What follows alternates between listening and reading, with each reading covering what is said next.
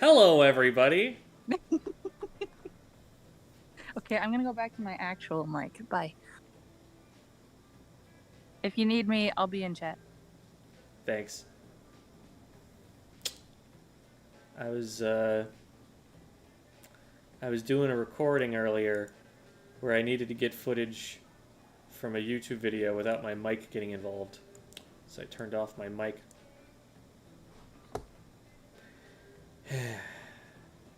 So I'm going to speedrun everyone I already said hi to. Hi Anton, hi Aiden is good, hi Devi, hi Ziggy, hi Big Man Noah, hi Giovanni, hi WenDMC, hi Agent 4. Shoutouts to Agent 4 for making these lessons possible for those who don't know.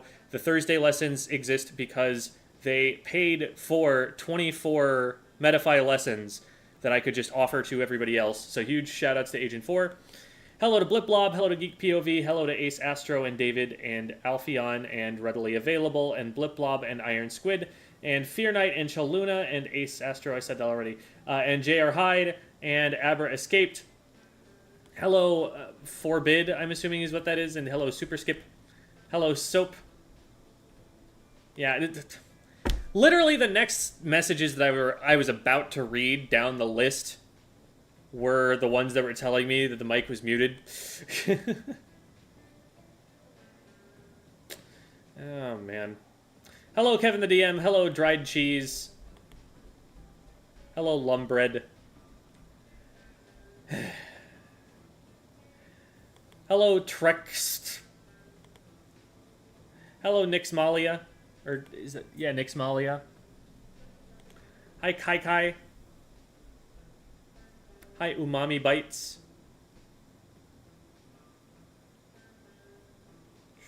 Scrolling, scrolling, scrolling. Hello, Apollo. Hello, Bad Ingot. I don't know. Okay.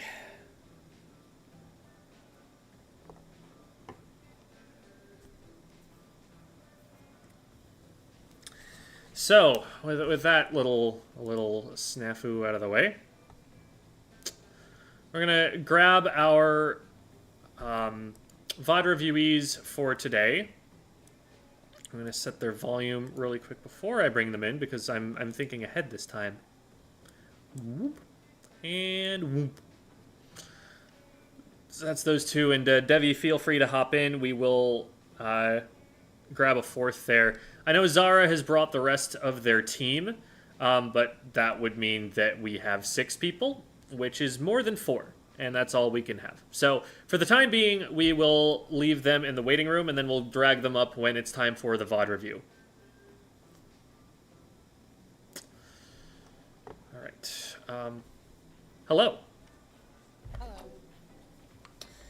And I'm going to set a pool here. So we will briefly obstruct the screen with cat and dog. They're joining forces for the sake of keeping the stream safe from snipers.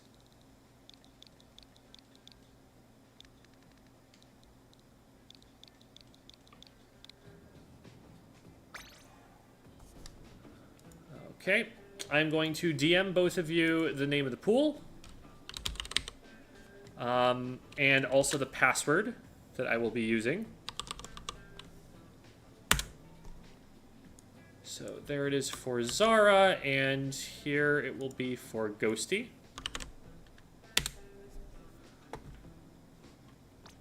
So that's done there. And then I'm going to make an open lobby, and when you guys are ready, I will put the invitation out. And just while I type this quick logistical question, do you record these streams and post them? They are always on YouTube under the live category for the channel. Every stream you ever stream to YouTube is always going to be saved. Oh, okay, it's on YouTube. Okay. I'm ready for the ping. All right. Ghosty, are you all set? I'm still getting set up. I'm so sorry. No worries. Take your time. And hello, Devi. Hello. I have my actual mic this time. We can hear that person in the background, by the way. Yeah. All right. Squid, Just making sure. can you maybe quiet down? It's not so much a concern for our sake or anything. It's more just I don't want them to not know they're on a hot mic being streamed to like 100 people. Yeah. It's a privacy thing.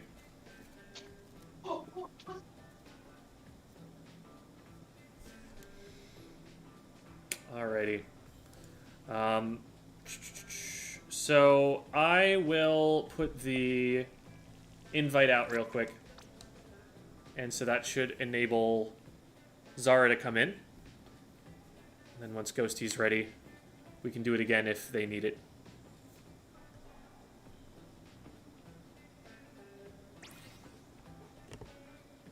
Meantime, here are puppies. Okay. Eventually. There. Now we have dogs. Very good.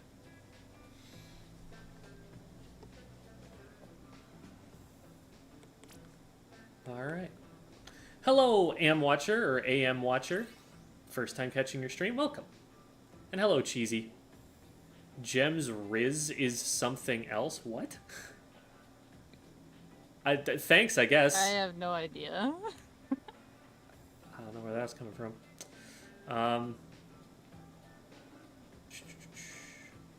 That is a sports reference that I don't get, but I will laugh anyway. Good one.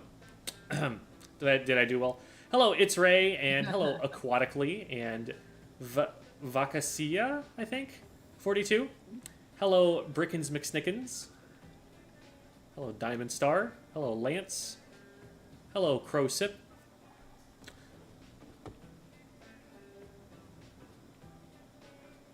Who's the Phillies fan? There you go.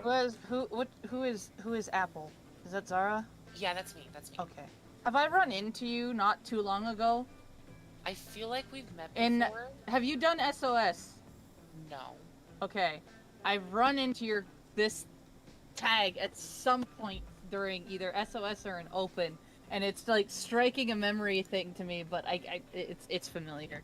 Probably open. I feel like I have played against you in open. Okay, that would make sense. There are also other apples. Yes, but not with that tag. Okay, so you remember that part in particular. Yeah.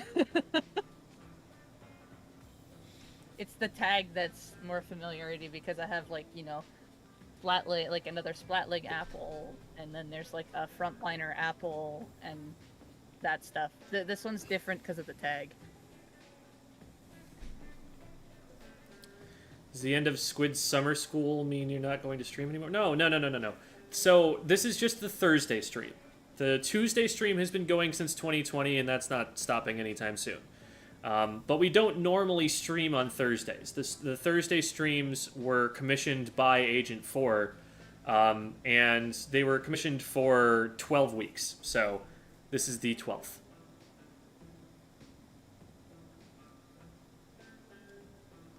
Which is better in your opinion, Mini Splatling or Zinc? I've actually just been asked that question earlier this stream, and oh right, but that was when I was muted. I think it's probably Zinc, but Mini is definitely pretty close.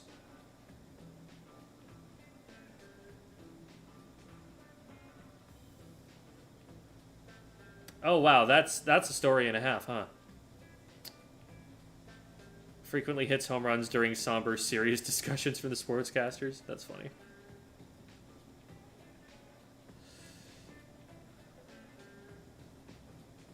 I'm sorry to interrupt, Gem, but I did join the pool. Awesome. Here is the invite. And you should be able to join off that, and we should be able to get going.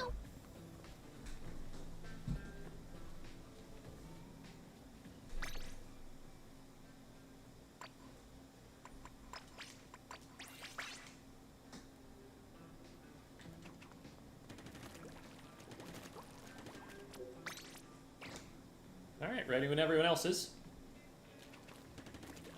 Sequence for the color scheme alone. Okay, That's a different set of criteria than I'm being asked based on, but sure. We'll allow it.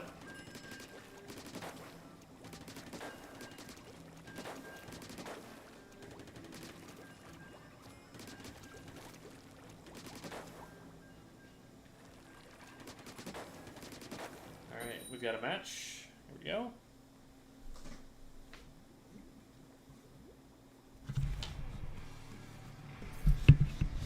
Just getting my, I phone actually adjusted. kind of like this bubbly tag.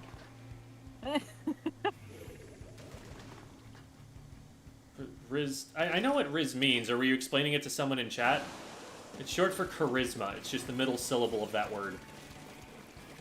But it is used more specifically to refer to charisma in dating. Man, I give all this dating advice, and you people don't think I know what Riz means?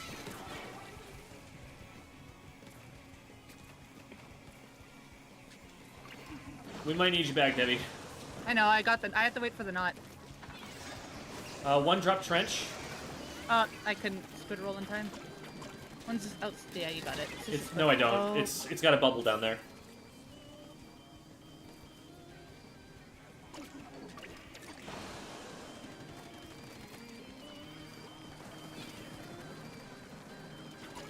Oh. I'm gonna die. I don't have a lot of health. I lived. Cooler root basket. Ooh. We're getting pushed, Cubby. Got one. I'm I down. got blaster. 2 on right. I got knot. Just Squiff. They're on right. We don't have the clams right now. No. One on left bunker, and Got one. Squiff is watching from wall. Oh yeah, they got me. There's two there left Oh, bunker. man. They got Two me are mid, trying to go Squiff left. pushing up. Yeah. 3 on left. Careful, Apple.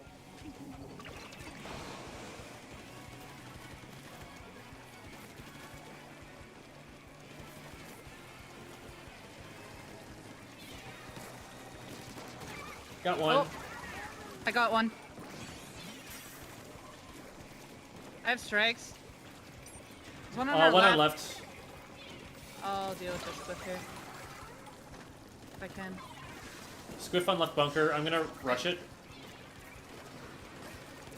That's not a Squiff. It's something else. No, it was the Squiff. There's a splash Anyone on got me. 3? Blasters on me. I have 2. No, I have one. There you go. Apple, give me a couple. That's not.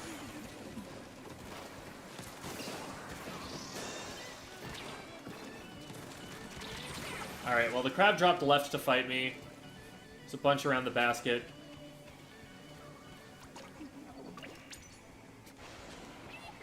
That's 2 down. Let's see if we can get in and score more.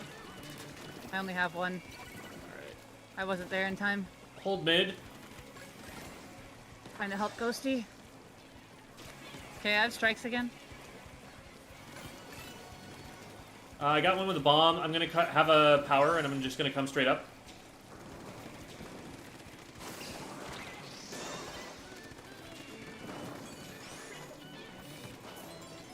Diving their watch cubby. out, Ghosty. Watch out, Ghosty. One trench. Got him. Nice. Nautilus underneath basket. Got them. Yep, there's one more. Squiff is above. Never mind. Watch out for the crab.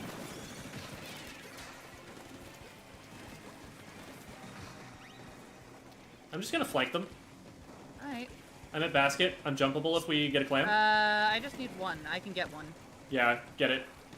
There's 3 out in front of me, so they're gonna turn around and shoot at this. Can I get a jump? Jump to me, jump to me. They still don't know. Still jumpable. Yeah, if we could get the pity. I'm gonna jump back and grab the pity for you. 'Cause you're already I got there. one with a bomb. I'm down. Swift got me to their bunk. See, can I survive for 10 seconds? I believe. I'll be down below if you need to throw it to me. Ah, Oh, I should have thrown it down. it's alright. I'm marked. I'm just gonna wait in the corner here. Oh, hi! I got one. I am weak though. I'm running, swimming. One coming out You right. know what I mean. Oh, I'm marked too. Just gonna play it safe back here for a second. 30 seconds. Gonna paint mid. Cooler mid. Swift down. Nice. I'm not gonna try and score. I'm just gonna try and hold clams. That works. I have strikes. Oh, I'm marked. Uh-oh.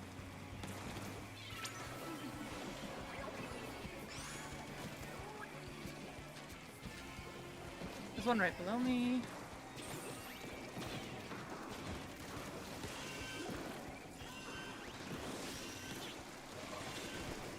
Got the clam. I died with it. That's good. I'll just puppy guard clam. That works. It There's one in dies front here. of you.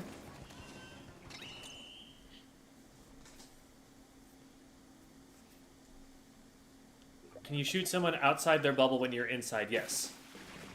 It's a one-way shield. The one-way thing.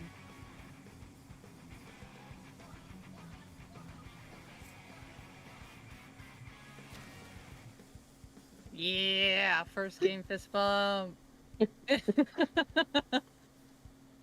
Aww.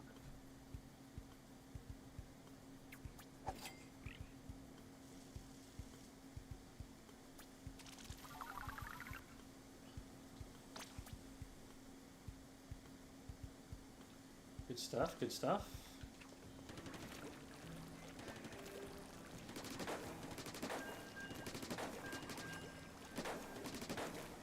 I was just curious, how long does the open version usually run? We go for an hour, and then at the top of the hour we start the VOD reviews. Got it, okay.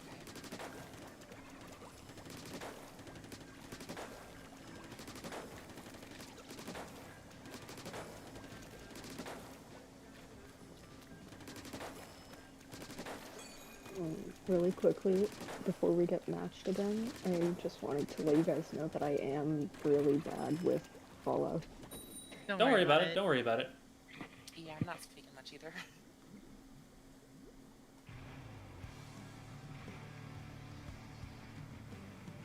Twee Basilisk, one of the problems is that Big Bubbler is not a very high priority right now. It's pretty low on the list of a team's priorities. So people are preferring the playmaking ability of the Zuka and also the movement speed of the Carbon. That's something you have to take into consideration too. Yes, there's a curling bomb, but lightweight does matter.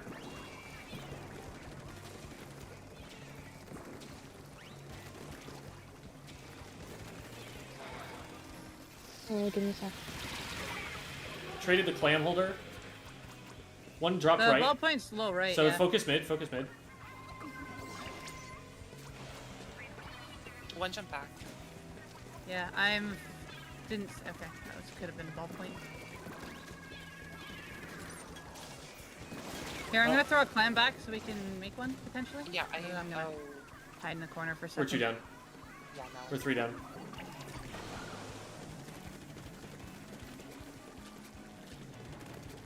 One second. 1 second. Yes! Nice. I'll be right there. I'm down. So close. I was just about out of ink, so I tried to go for it. Down. I'm back! Got one. Cooler I out traded mid. with the whale. Still Got on the the ramp. We have 4 clams. I'll go get a few. I have 7. Give me 1 if we can. Oh, I've got it. Down to this guy. Okay, I've got 6. Thank you. 1 behind us. Traded them. Oh, I outlasted the cooler, actually. That's unfortunate.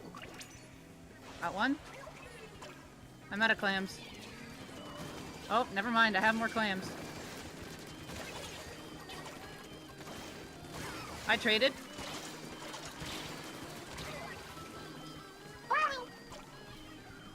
Alright, that'll be dead Nice push. jump.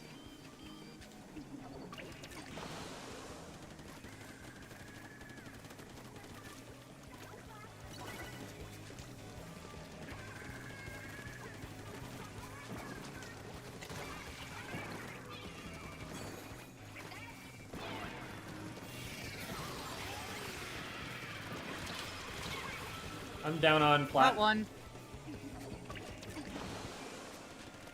Tetris have reef. Watch for them to try and go towards basket or something. I know. One below me.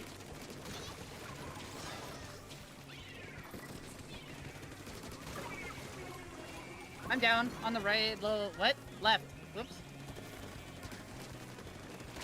Several weak in mid. Got one. Nice. Another one on me.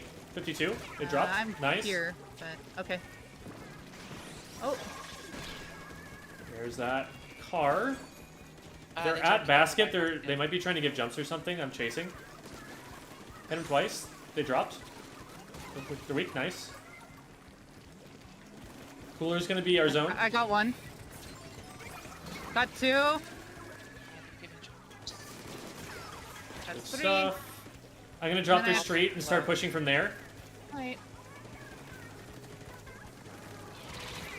I'm down to knot. I just ran right into it. Darn. Or ballpoint. I keep thinking it's not from last game. I got one. Woo.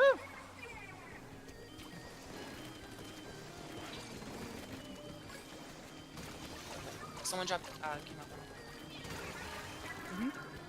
Oh, I fired too early. Oopsies. 3 on the ramp. Ha! Got him. Good job, Jerry.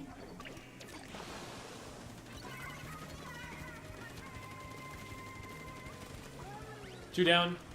Careful. Ooh. They're on our zone. Oh, they Got are. two. Got three. There you go. There's one on right in front of me here on the right. Not for long. In the cooler. There we go. I have three. I only have I have one. 6. Someone has a lot. Ooh, I'm the free I'm One on me. 2 on me. Yeah, just collect the ones that I get once you win that fight. Nice. One more down there. Got Dive it. right, dive right, dive right. Here, I threw We've got clams enough ahead. clams. Yep. There's still one on right. Oh, Behind us. Got him.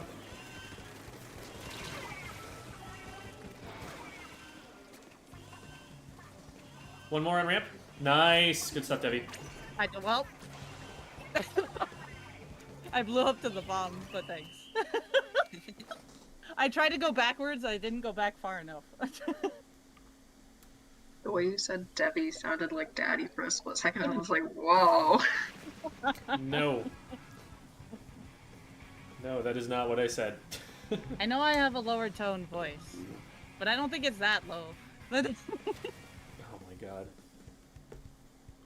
I mean, I have a mom tag, but you know.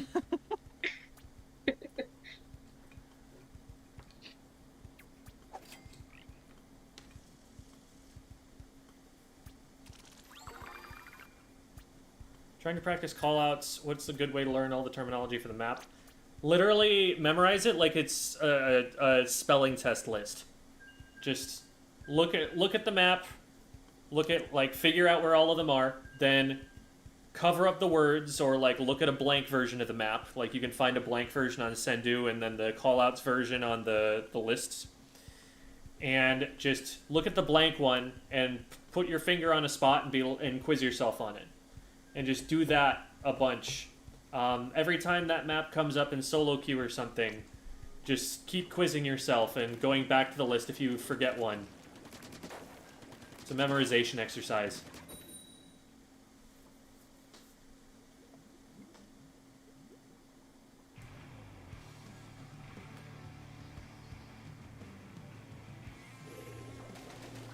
There are top players who have pushed any number of different weapons to the top of the solo queue leaderboards. Like, I wouldn't look to those as a real indicator of what is competitively viable, because solo queue is a very different game. I almost have strikes. I've seen splooshes up there, I've seen bloblobbers up there, and none of those are particularly in favor in competitive play at the moment. Oh, there's a lot here. Yep. I got one, but I'm dead to missiles. Jesus.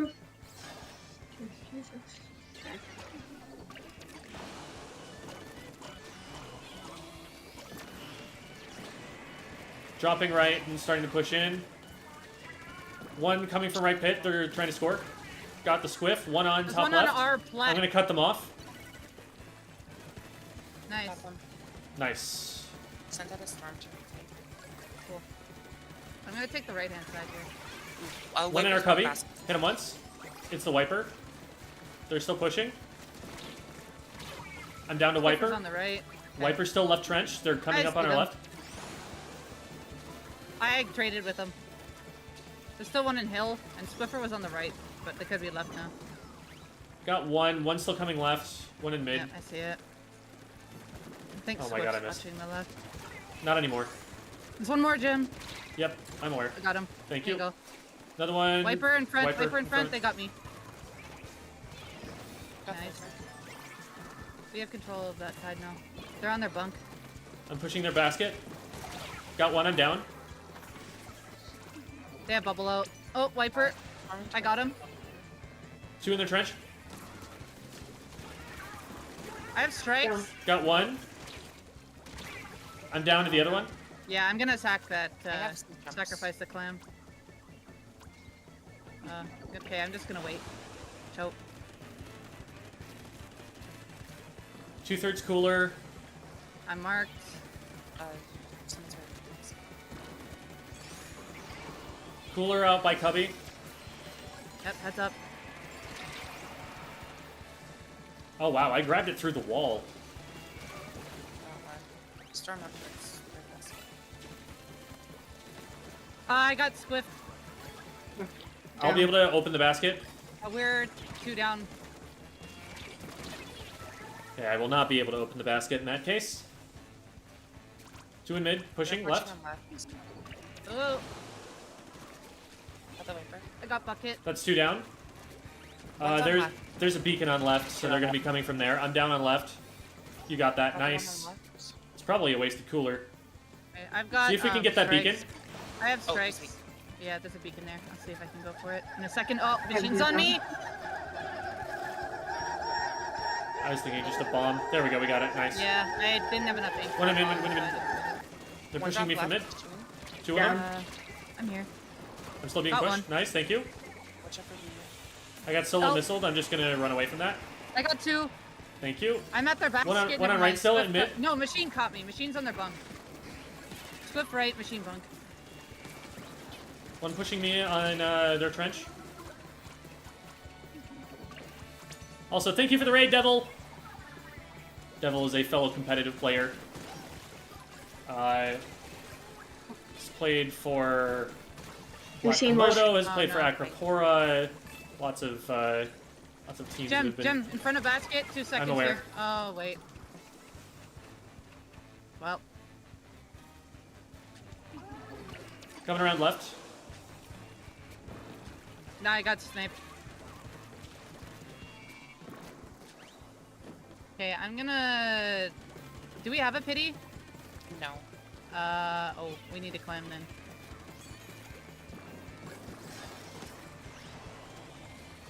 Oh, weak up top, though, right there. Ghosty, make sure you stay alive. We need those Climb. cleanse. Actually, we're gonna have a pity from this anyway, so. Okay, I'm gonna go make sure. I'm just I gonna get cooler that dive. right. They are also doing the same thing. Got one. Okay, there's one on this right side, It's Gem. machine. It's the machine. Machine down. Okay, go in front. I'm gonna go for this. Two in mid, cutting them off. Got one. They know Wait, I'm there's on the. still a They mid. know I'm on the right. Yeah. They jump back. Okay, do we have the pity? Anyone close to the pity? I'll grab it. Wiper is very weak, but so am I. Nope, we died too close to each other.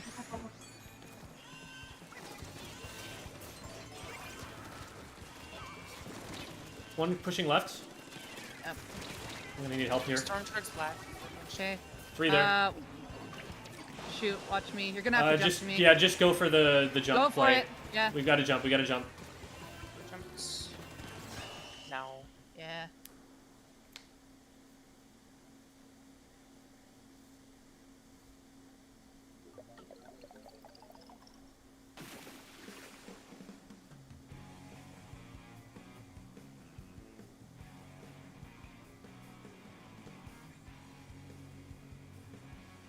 World's best fry fan? That seems like a strong statement. I don't know. I don't know if I'd give him that. Any thoughts on FLC's take that players, quote, get far too comfortable playing with teams and it hurts their growth in the long run? I'd have to hear more about why he thinks that, because I'm not familiar with him saying so. I think there is definitely a benefit to playing on a bunch of different pickups, and I think that the evidence of that is that that's the way that the Japanese scene works. And they can slot really well into a team and already know what their job is very quickly, which is nice. But I think that there's a higher ceiling for a team that's steady and is familiar with each other and is able to pull off more specific plays. So I think it's important to have a balance. Like, being on a steady team is fine. I would say, like, play pickups as well, on top of just being a part of that one team. Because you do learn things from pickups, even as uncoordinated and annoying as they can be sometimes. Ghosty, you good? Did we lose Ghosty there? I've got a DM from them. Sorry, I have to go. Oh, okay. Sure thing. Well, should we save yours for second, your VOD review? I'm sorry? Should we save yours for second and to give you time to come back? Yeah. Okay. So we'll do Zara's first then. Okay. Zara, if you want to bring in one of your teammates to join us here, we could bring them in.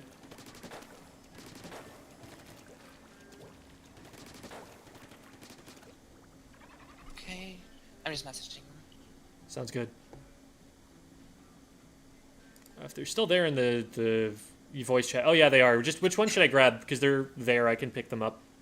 Yeah, I'm just letting them choose who wants to go.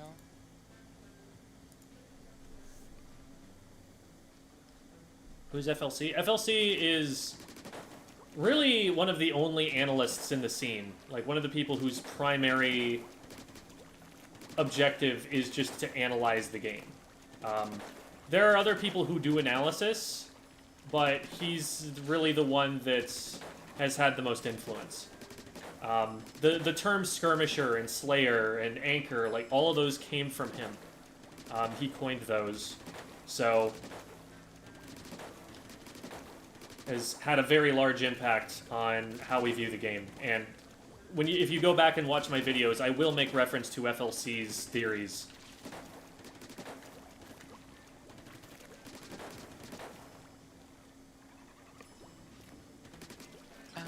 You can pull Mr. Riz, but they're probably in a battle right now. Hello, Mr. Riz. Welcome to the channel. Hold on.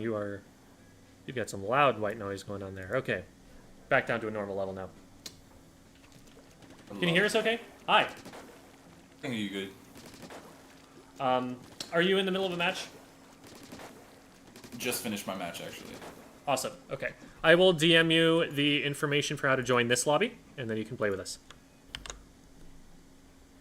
Top one is the pool, and then bottom one's the password. Oh, actually, I should be able to... Oh yeah, just join up, Zara. That works too. Oh yeah. Yeah. Do you go by Zara or do you go by Apple? Both. It doesn't really matter to me. Okay. Give me 1 second to get out of my lobby, I was just saying.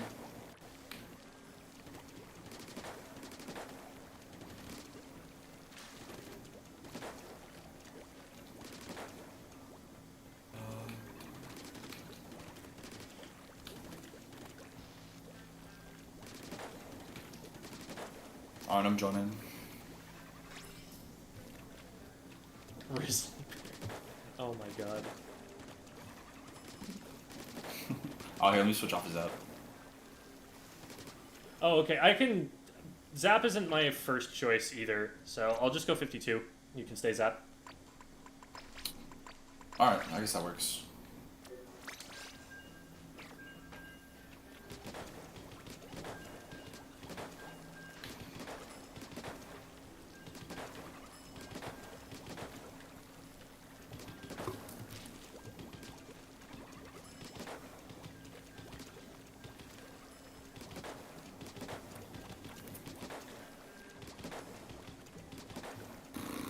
Let me pull up the callouts for these maps.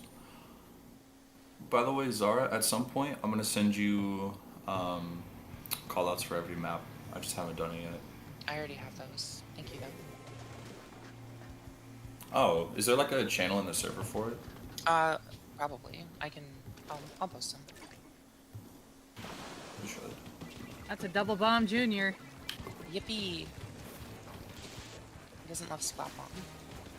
Okay, so that doesn't. I mean, it's on my kit. One drop Oh, right. one dropped right. Yeah. They're cut off from leaving. I'm watching the roller on left. Oh, Junior was weak, weird. Junior down.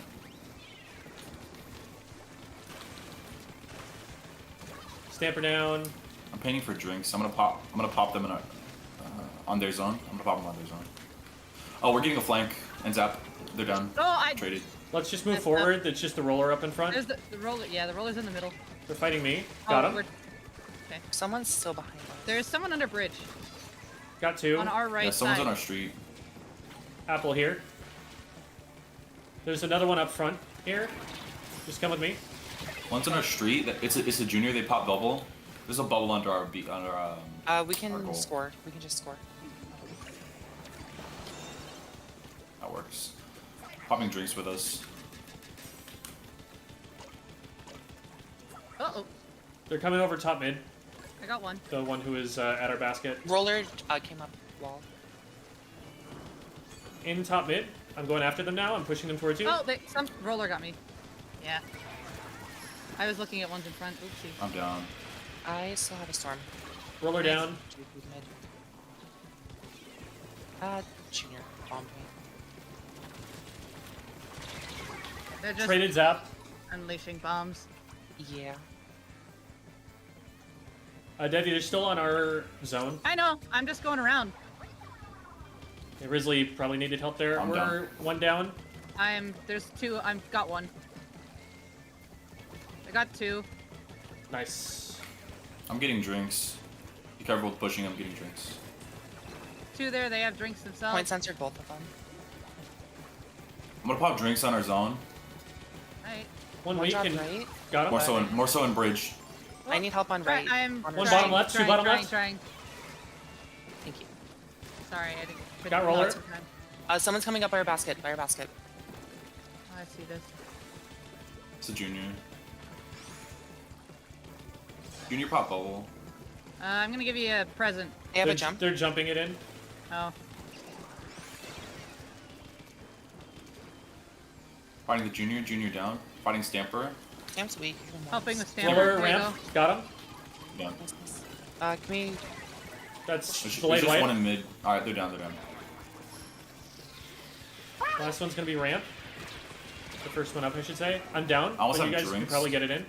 No. There's a roller by. Not quite, there not was a quite. I roller have by no me. paints. I'm close to strikes. If you Roller jump might out be of behind drinks- us. Watch out for roller flank. Okay, I'm gonna strike in. There we go. Oh, I missed the power climb when I was trying to pick it up. Someone's on the Behind. right. Got him. Scored. Someone's up in on their zone. Can I get a jump maybe? Got sword. Yeah, jump to me. Jump. Brush is weak. Instead of asking for the jump, just see if there's someone nearby. So I think we were Okay. both nearby at the time.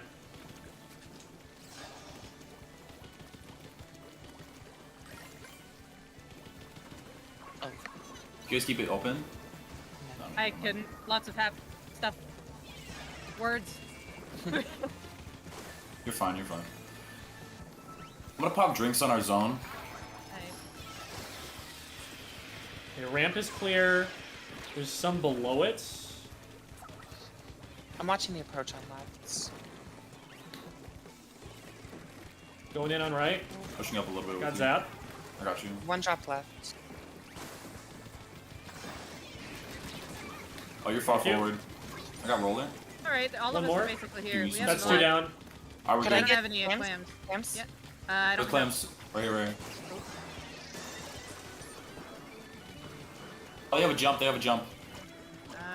Well, we just gotta I keep think it we open. knock him out. Yep. I have 3. I also I'm still have three. jumpable. Oh, I'm dead. I'm Going dead. through street. Storm out.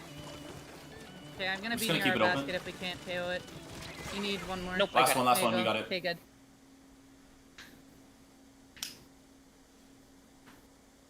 Cool. So the thing about the jumps is like, if you see one, just go and take it. Call for one if you don't think that there is one. Because if you call for it and wait for someone to say, yes, you can jump to me, that's going to take more time than just seeing if you can jump yourself. And you might lose a window that you would otherwise have been able to jump to. That's fair. I usually don't play for jumps on my teams in like clan blitz, so it's a slightly different approach. Yeah, it's like, it's not a primary strategy, but like if, for example, you've got control of the area and you just want to get the clan there faster, it's a good way to do it. And it's also an important tool to have as a desperation play if need be. The emergency backup thing. Pity clam for overtime.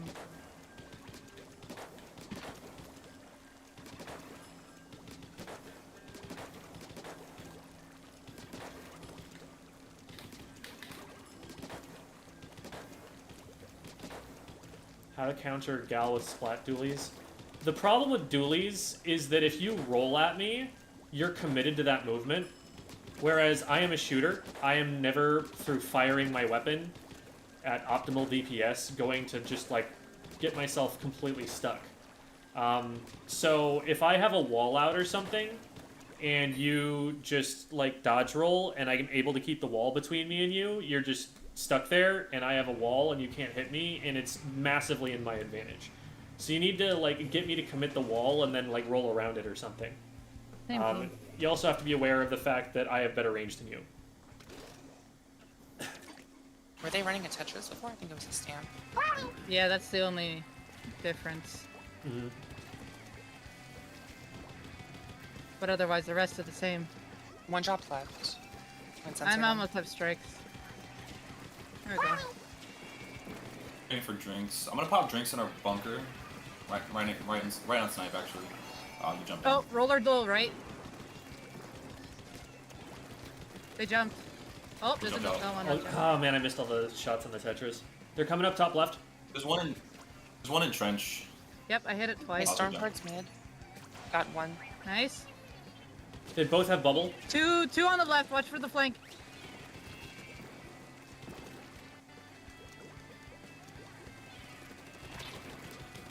One underneath. Someone give me a I'm clam missing it flag. by one. Never mind. Junior, a basket basically. Two on right. They're bombing me out. Nice. That's one of them down. The other one might be yeah, going the back other into one's on trench. the right corner. They're in. I got him. Dooley's in mid. Alright. Plus a friend. I'm paying for drinks. I'm gonna pop drinks around the pillow. Oh, here.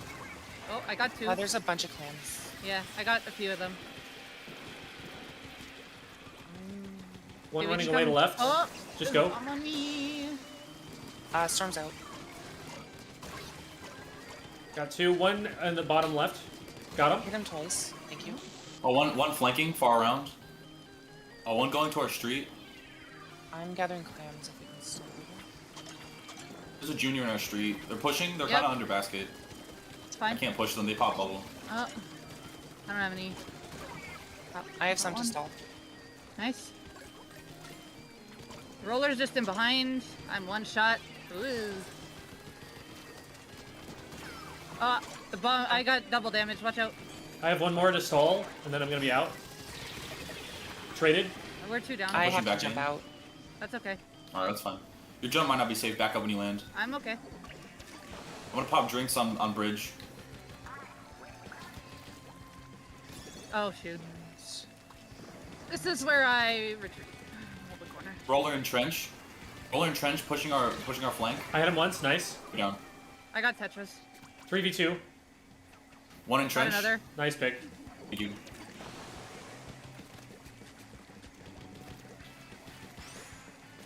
Oh, there's a roller here. I'm stuck in all of the ink. There we go.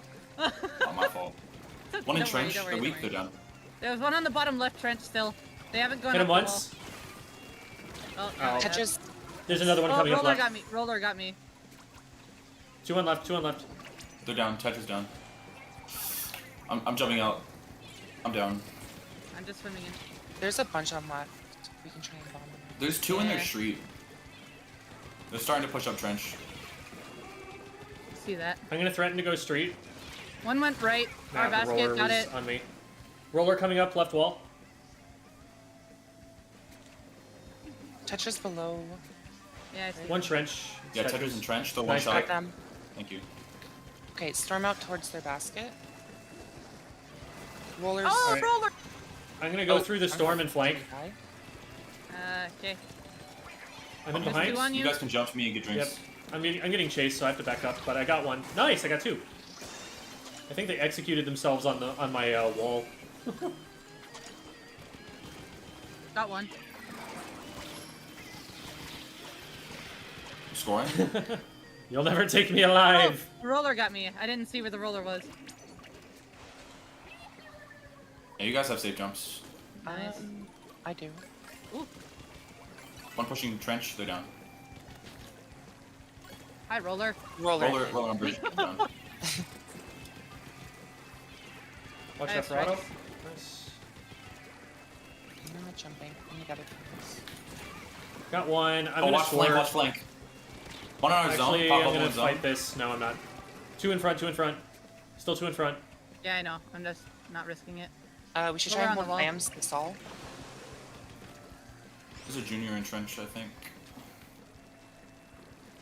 I didn't get enough for Oh, a he's in our bomb off. street. As long as they're still worrying about that clam coming through ramp, I think we're fine. Yep, they are. Nice. Oh, I did not want to Oh, be there.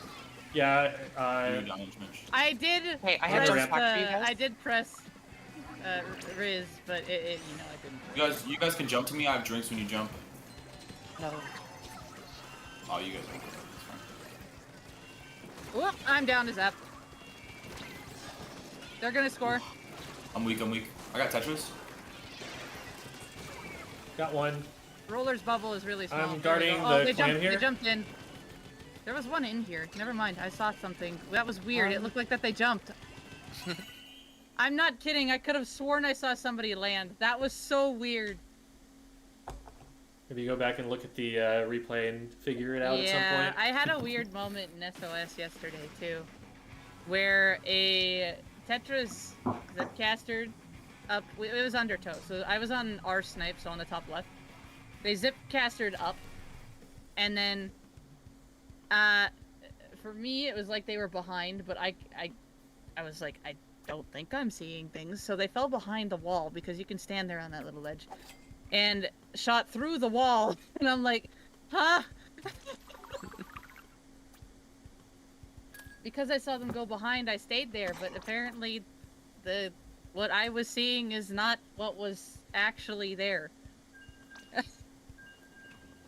I've been really trying to improve at Splatoon, but I can't bring myself to play more than one series a day. Skill has definitely been weakening, but I can't bring myself to play more. Well, I don't know what it is that's stopping you, and, you know, that's definitely a personal thing to figure out, but you do need practice. It's an important part of getting better at the game. If it's an emotional thing, then that's definitely something that's going to hold you back, and you'll want to dive into that and figure it out.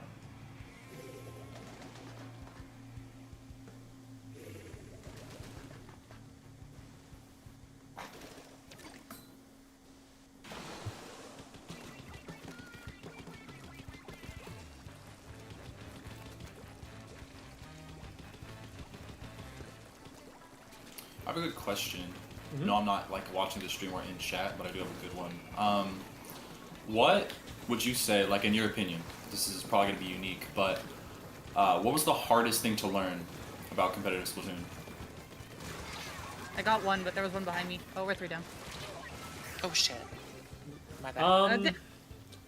Callouts took a really long time figuring out how to use words to create coordination. Because because it takes your attention away from the Oh. game, but also puts it on another difficult task. Hit a direct on them over on the right.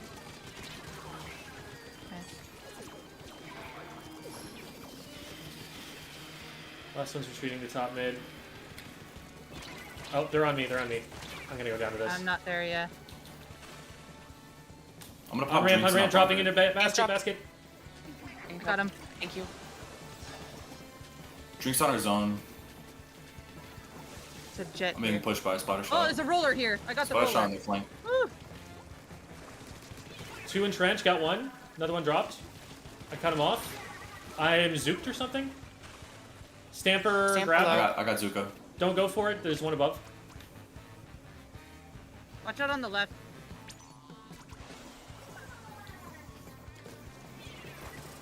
One coming up the wall on Popping left. drinks Wall. up. Aggressive in the zone. I'm down to Stamper. I have a jump back. Where'd they go? They're still bottom left somewhere. Stamper's pushing trench wall. Yeah, they're down in flank. Point sensor, 2 of Yeah, on them. trench wall. Stamp sip is They pop weak. zip. Got him. Thank you. I got 2. Yeah. Good double, good double. Roller got me I'm mid. pushing the jet. Oof, CJ roller, now. in Roller got mid, 2 roller, mid. Roller mid. They're behind us. In our zone. Yeah. Gonna jump back here. I'm gonna try and I think flush they're him just out. chilling in our Okay, bunker. I have strikes. Apple, I'm gonna get this to you. Okay. I'm right behind you. There you go. You. I'm tripping. I do I'm not down know on where left. that roller went. We're 2 down. They're constantly using the left wall to shark us. So don't turn your back to that left wall. I see. I did send a storm out towards your zone. I got zooked. I missed. Got one. Stamper's weak on my Oh. ouch on our ramp. They got me. I misplayed. Got one. Where's Stamper? They're down 3. They're Left up above. somewhere. They're on our I'm gonna zone. grab her Well, key. I should have this jump. Got the jump. Stamp's weak. Stamper pushing There you bunker go. wall. They're They're down. down. Okay, I'm watching the left approach. They can't come up this way. Wailing I'm popping forward. drinks on bridge. Back up, guys. Get drinks first.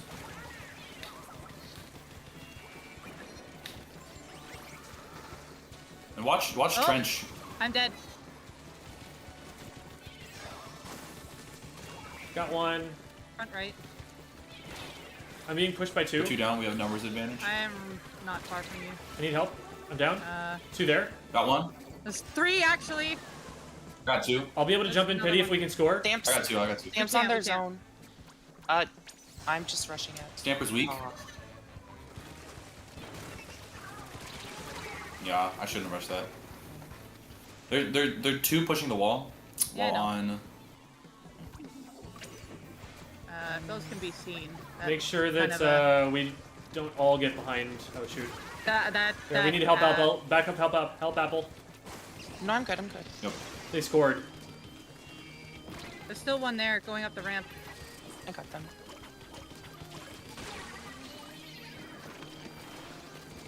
Got Zook.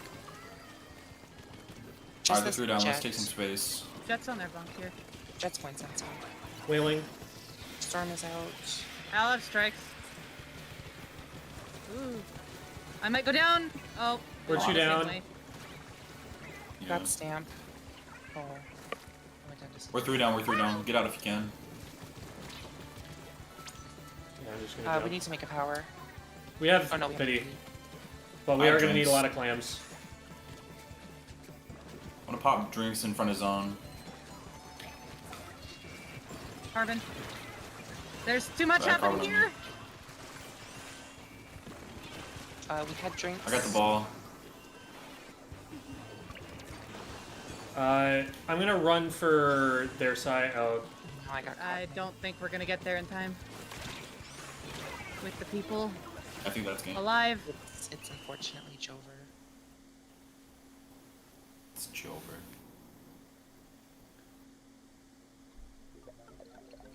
Are we gonna do one more match or? yeah, we'll do one more. Okay.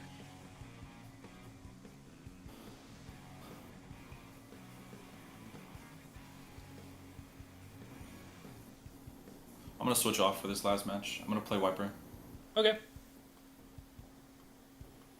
Jem, how do you feel about Expo with drinks? Helps him move a little bit. That's about all you're getting from it. Darn. What it does is when you have it, you can like move up a bit more, like, but you still don't want to give up like your huge position, right? The bonus part is that if you do go down with it, you're gonna be back right away back in your spot. So it's just kind of like an insurance method if they happen to push you out of your install spot. Otherwise, they're just kind of there with decorations floating around you. Just kidding. It's the not best like- way to put it. 'Cause it's not like you're benefiting that much from the intensify action. It's not like you're going to be running in and feeding, like you're going to be trying to stay back.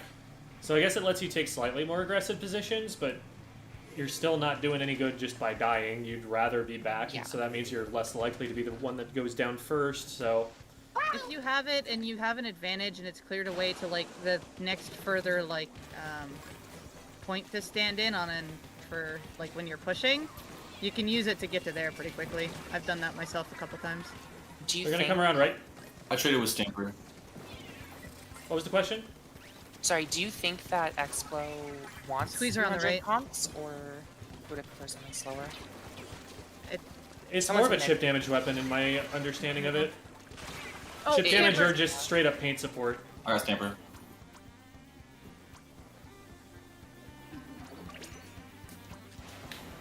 Oh, carbon on me. I We're traded. down. There's one more on the left. They're weak. Pushing Just them, Stamper. squeeze her down. I'm watching the Stamper. I'm gonna score. Carbon's weak. Sent a storm towards their basket. I'm down to Stamper in mid. They're coming up behind. Someone's coming around left. Yeah, I'm down. It's just you, Debbie. Ah, I'm watching left. There's two. They're zipping in. Oh, well, that was interesting. Yeah, I'm down. Zip's weak. Oh, I'm down to Zuka. Stamper's pushing in. Pushing our plat. I'm fighting Stamper hit on him our with the plat. direct. Can I get back up? Thank you. Just Squeezer. Squeezer mid. probably I think it got jumped. Oh, it did.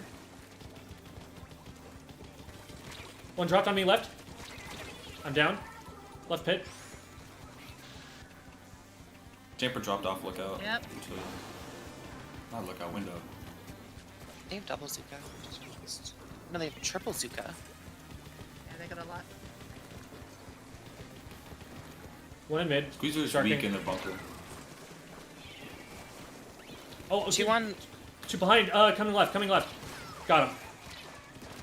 Went Traded. down. Stamp once. 3v2. I'm down. One's on the right hill. But going back to their left, back left. I sent a storm.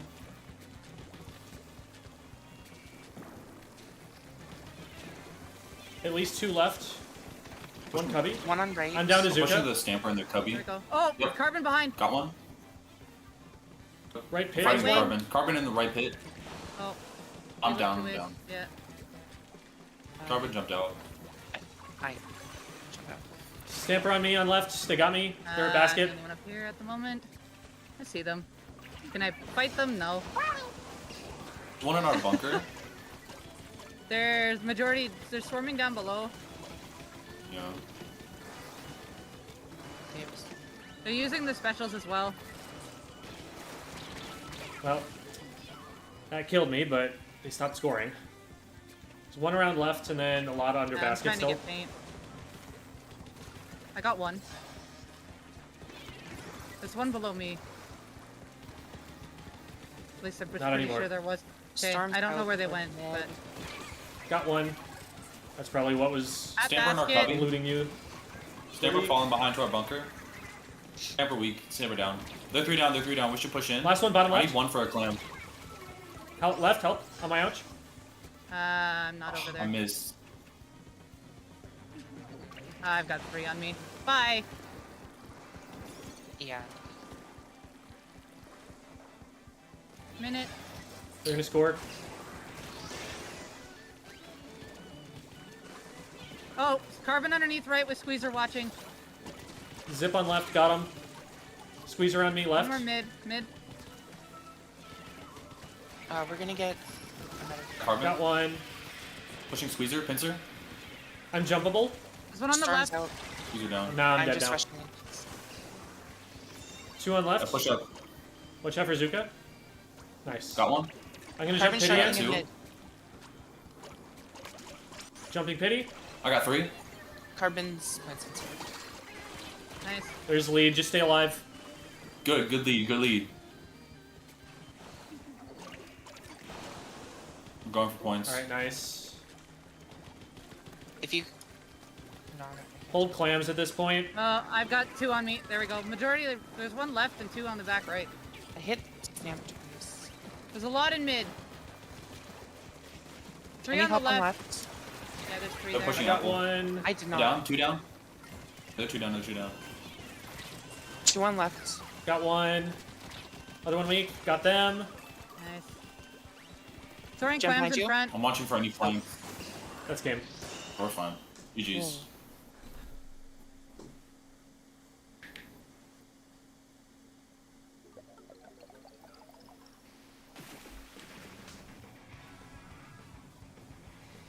Yeah, good job skirmishing there at the end, Apple. Even though you ended up going down, you clumped 3 of them up on top of each other, and it was easy to pick them all. Yippee. Yeah.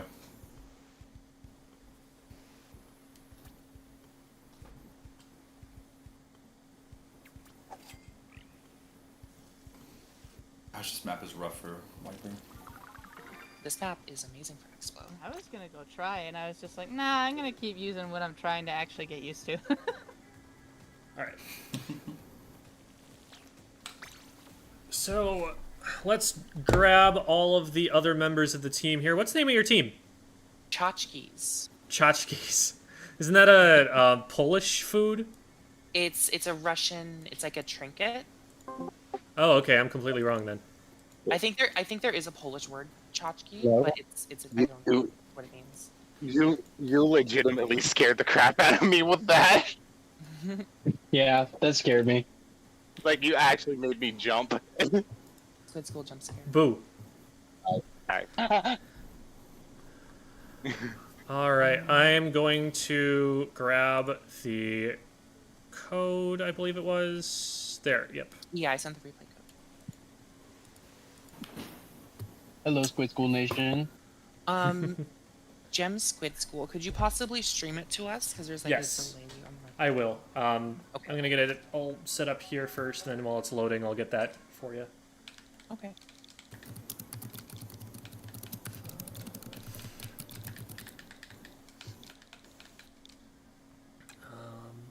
PDF.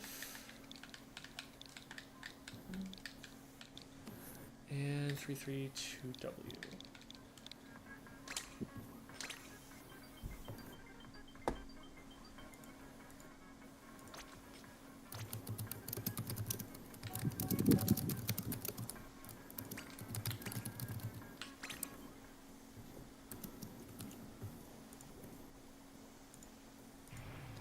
And you should be seeing it now. Um, Yes. it's just like that.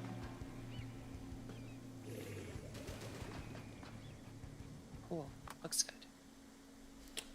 All right. Yeah. Yeah, I can see it. So, we're playing a cooler comp. It's actually pretty similar to what we were just running. Ballpoint, wiper. Okay, all pretty standard. Yeah, that makes a lot of sense. And then on their side, interesting. Blaster Intense. What does that do for them? They don't have a ton of paint. Like, Tent doesn't paint super well. Blaster doesn't either. Blaster Intent has been a really weird new combo I've seen a lot lately. I've even tried it. The Blaster plays around the Tent's tent when they pop it out and are able to get closer and kind of just poke without fear of getting picked off. Okay. Well, we'll see how it works here. And Tacticooler, I think, makes sense for that sort of idea. And they've got the inkjet to get them in. It does mean they're stuck with a big bubbler, which is not going to be the most important thing here, but I guess it probably keeps them a little bit safer with the combination of the tent shield and the bubbler, so maybe they can use that to take space. We'll see how it goes.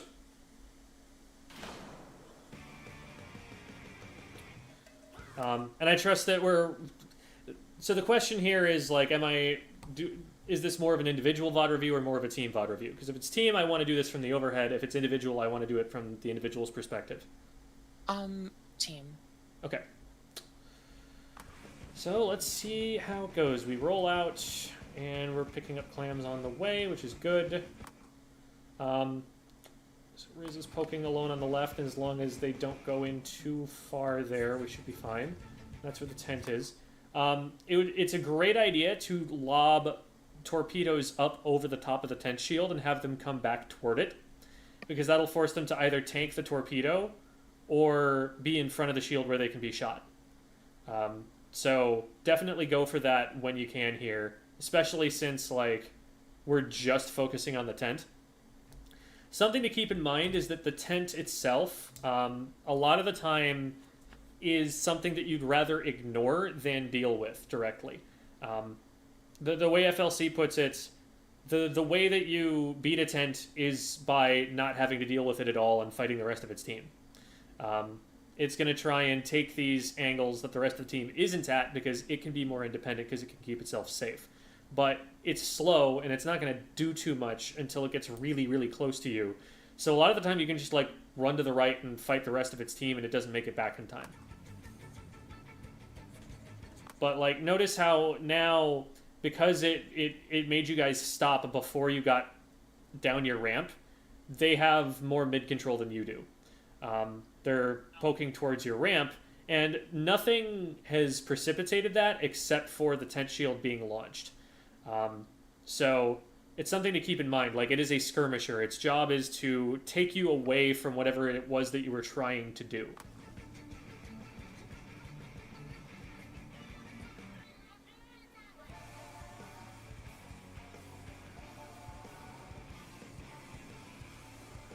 Okay, so a couple of us go down there. How did that get started?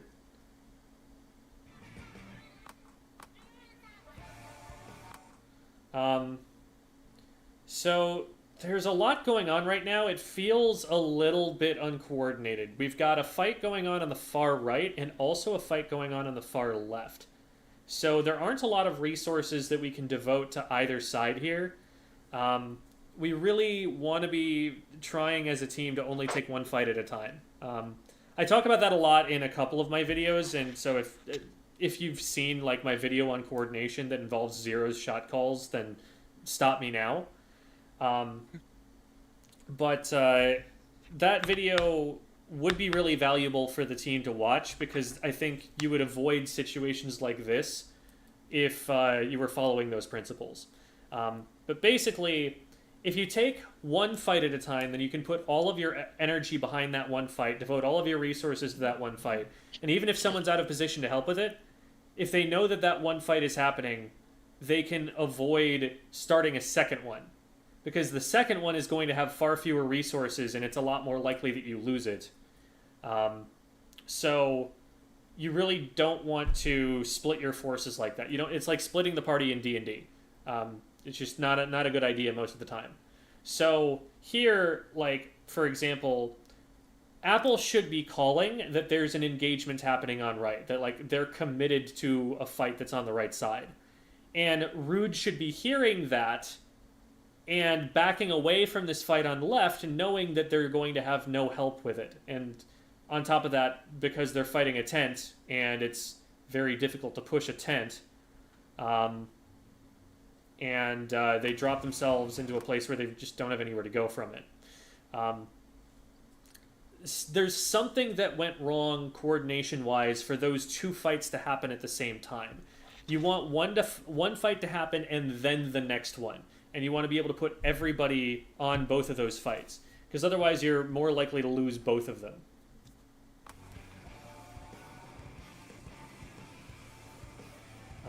And at that point in time, with that many players down, Riz probably doesn't want to be getting involved because they're down in numbers, and the enemy team knows exactly where they're going to be.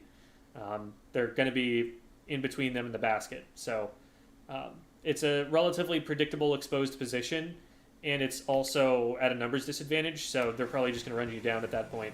So right now we need to regroup. I don't like how far up Revender is. If the enemy team just decides to shove them, we don't have anyone to back them up, and they just kind of die.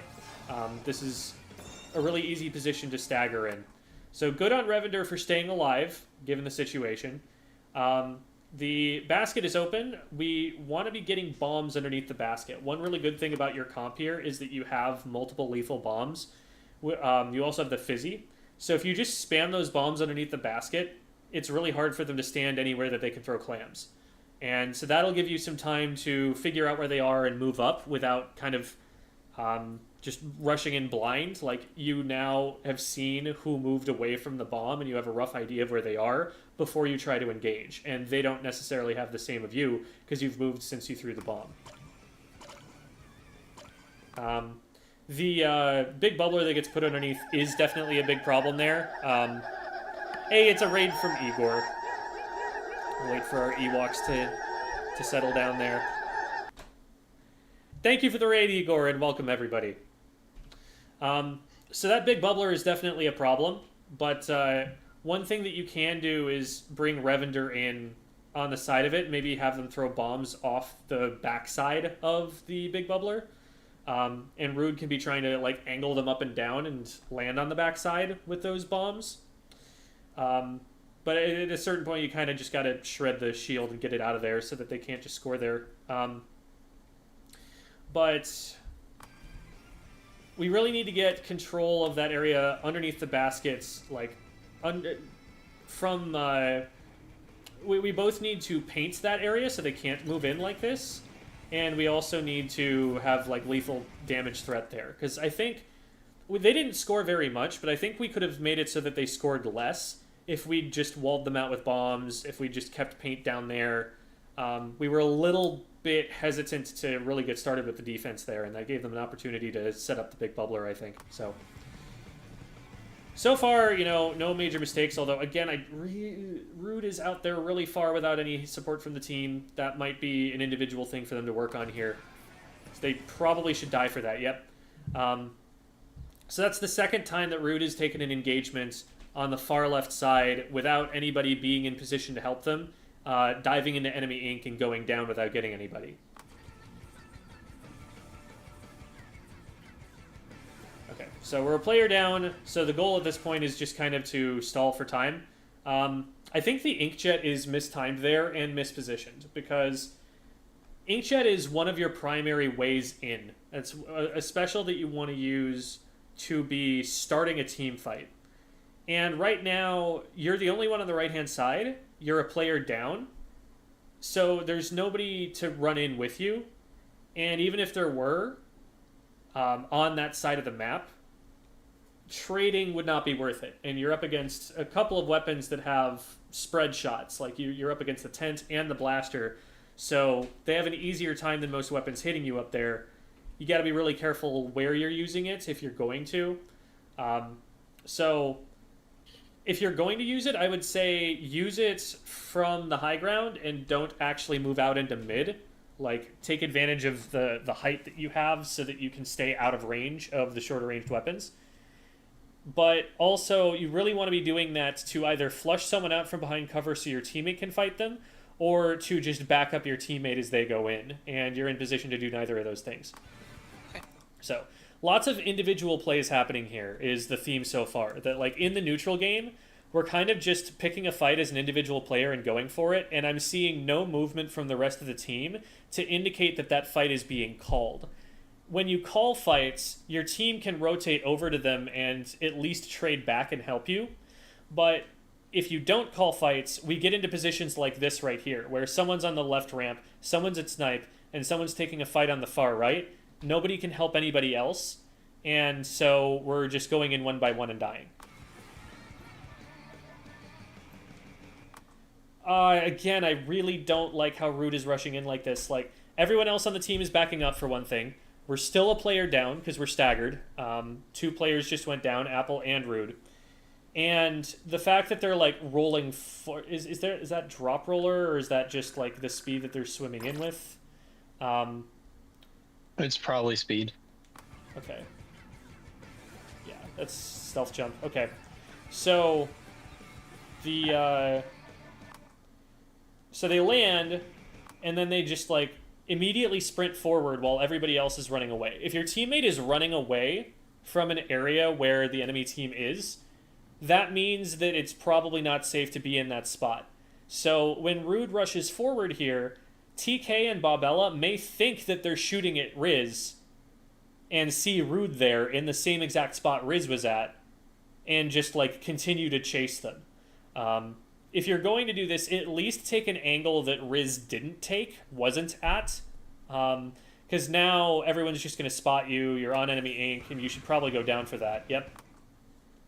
Yeah, in that moment, I didn't know that that they were backing out.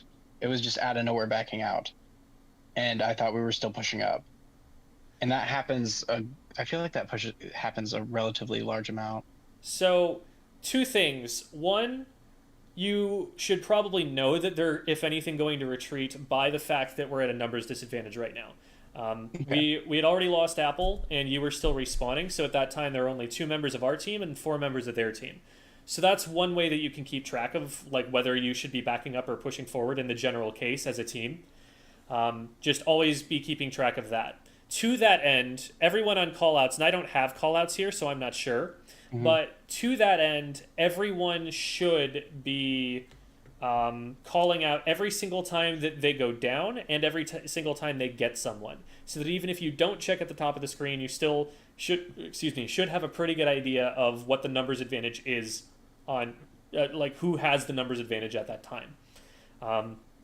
Because what could happen here is you land from the super jump, and then instead of running forward, you just kind of stay back, collect information, notice that we are players down, and don't go in. And now it's a 3v4, which isn't a situation you're likely to win a fight, but it is a situation where maybe you can slow them down. If one of them gets picked, now it's an even game, and they don't want to risk that. So you can throw bombs out there, you can try and slow them down. There's a lot more you can do in a 3v4 than what you can do in a 2v4. But now that we just kind of hard commit, we're in this 4v2 situation. They're going to be able to score off of this in all likelihood. So we've really got to stop the stagger is the big problem. We've gone 1 down and then 1 down someplace else and rotated through that pattern repeatedly until they scored on the first push. And that same pattern is happening here as well, that we're taking fights on opposite ends of the map. People are going down on either side of the map, one after the other, while the whole team of theirs is rotating from one fight to the next. You can see here they've got all 4 members pushing up the ramp, whereas we were split. We had some in one direction and some elsewhere. And again, and the stagger continues here because instead of at any point in time deciding to back up, we're just like, well, 10 seconds ago we needed to push, and so we're going to keep pushing. But this whole time we've been at least 1 player down, and we keep just engaging on fights over and over, so we're going to stay staggered for the next 10 seconds. More so if Apple gets picked here. Whew, close one. Okay, good job holding back there. We don't all want to come from the same direction here. This is pretty easy for them to stop. All they have to do is be watching the right spot. Now, they were pretty far back at this point in time. I guess all back collecting clams or something, so we get lucky here. But if they positioned someone on the far left side, like if, for example, they had a splash and they were to put a crab tank on the left side, or their left side, your right, sorry, that's confusing, then they would just have open fire on you guys. The ballpoint, for example, could also be setting up on that left-hand side, and that would be dangerous. So you want to send some people out from the right and some people out from the left, so they have to split their attention. So we do end up moving in from the right here with Rude and Riz. Just the way that you guys dropped off of snipe there, they could have just caught you mid-transition. So you want to come from a little further back. And again, the big bubbler here, like, if we keep the bombs out in the right places, it's hard for the blaster to safely get in to put that big bubbler up. Like, I don't think that it should be as easy for them to move forward against your defense and get that in place as it seems to be right now. We want to be keeping the area around the baskets painted in the same way that we keep the splat zone painted. And if we see enemy players any further forward, we want there to be bombs in their way so that they can't advance very far.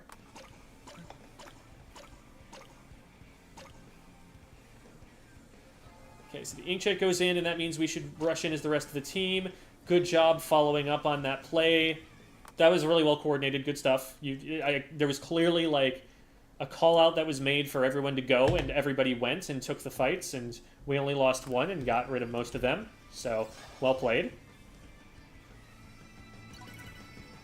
So now we're starting to move in, and I like how we're moving a little bit closer together. We're not super right next to each other, so that we're not getting just randomly picked off by AoE at the same time.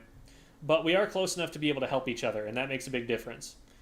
We actually get one. I didn't see exactly how that happened, but good stuff there. Maybe it was a torpedo or something. And we catch the tent as well, and now we can start moving forward.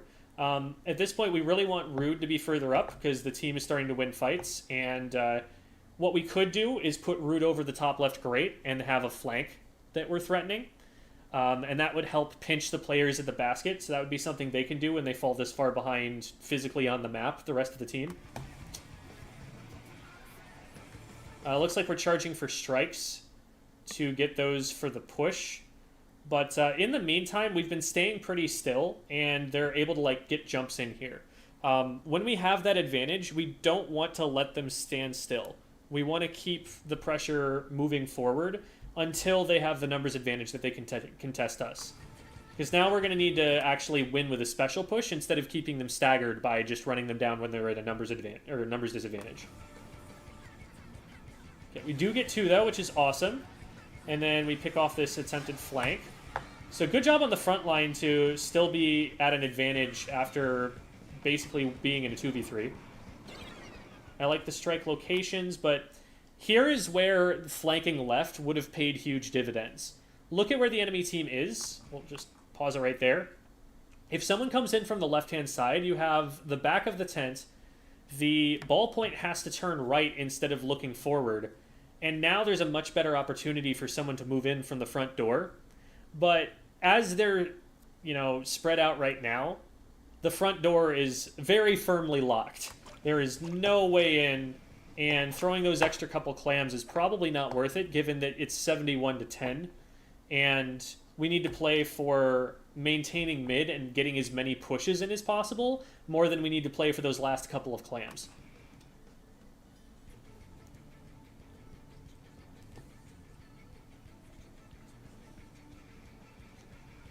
So, starting to move in around the left-hand side.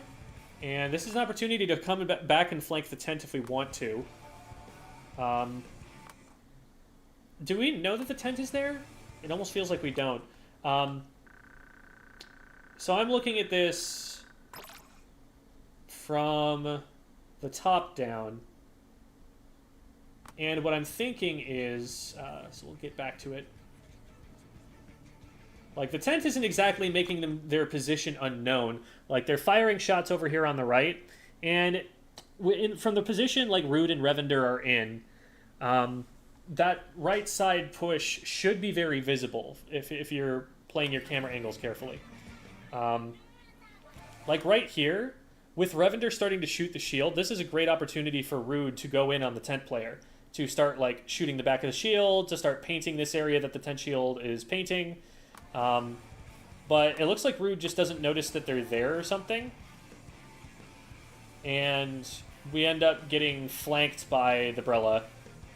So that was a 1v2 loss that I think happened because, like, we took 2 separate fights at the same time. So again, the idea there is, like, the fight that's happening needs to be called so that everybody's taking that fight and we're not taking two separate ones at the same time.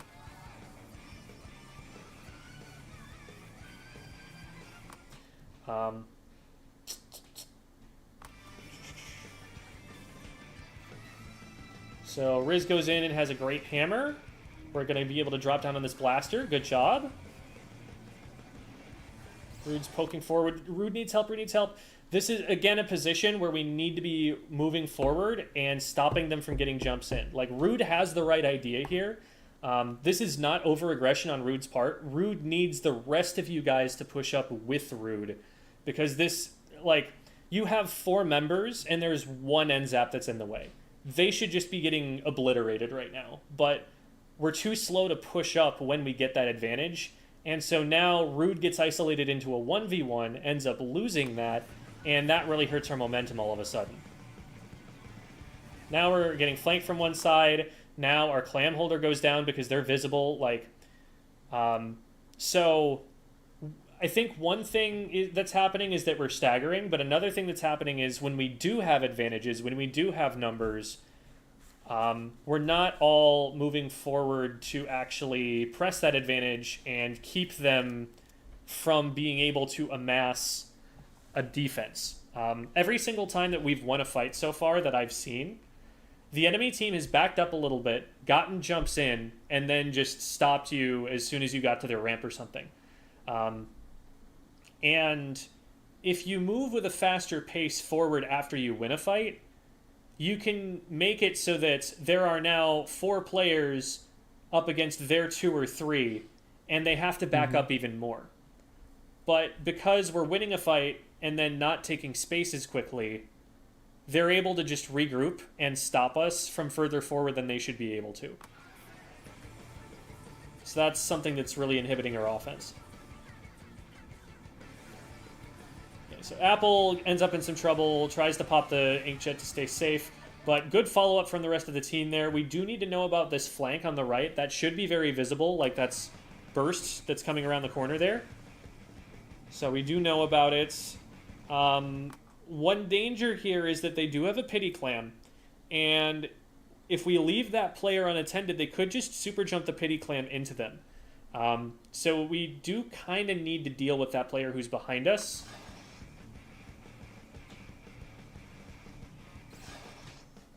And we go after them and get them. Nice. All right. So far, so good. Again, I would like to see someone at least threatening the left side flank.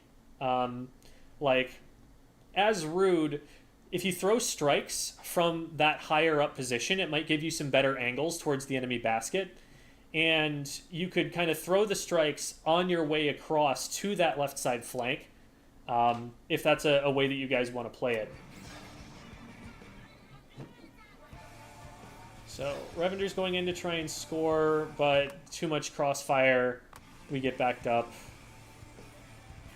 Because one of the big problems you guys are having is you're trying to stuff everyone in the same angle.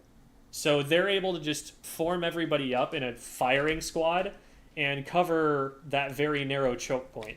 Whereas if you put someone over on the left-hand side, that forces one of them to look someplace else, and that makes it a lot easier to gain an advantage somewhere.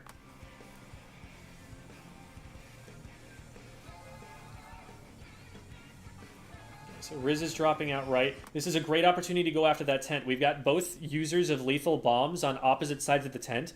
If both of you just throw a bomb at the shield from opposite sides right now, the tent dies. 100%. No chance, no way for them to outplay it. Just throw that bomb. Alright, we do end up getting it. So now we've got an advantage and we need to push up. We get another one. See, that extra pick that we got right there was purely because we kept the aggression moving forward. That we kept moving up after we got that advantage, because if it keeps trading back and trading back and trading back, you guys end up winning since you're a player up to begin with. So, tent goes down here, and then let's see where we lose a player. So Riz and Revender go in.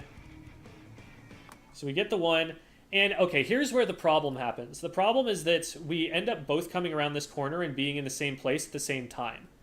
So we're not taking opposite angles against the blaster.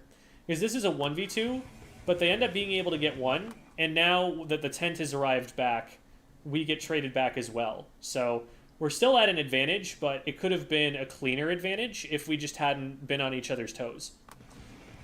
So make sure that, like, when you're coming around blind corners especially, you're not doing it in the same place. Because if an opponent sees one of you and shoots at them, they might accidentally hit the other one, even if, you know, the first player has gotten out of the way.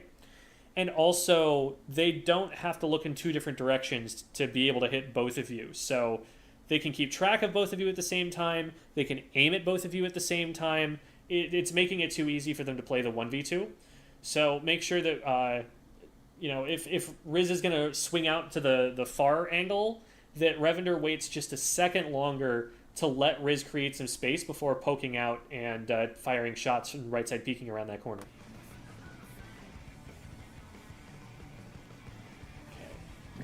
The advantage runs out very quickly if we don't jump in here, and it looks like we're not.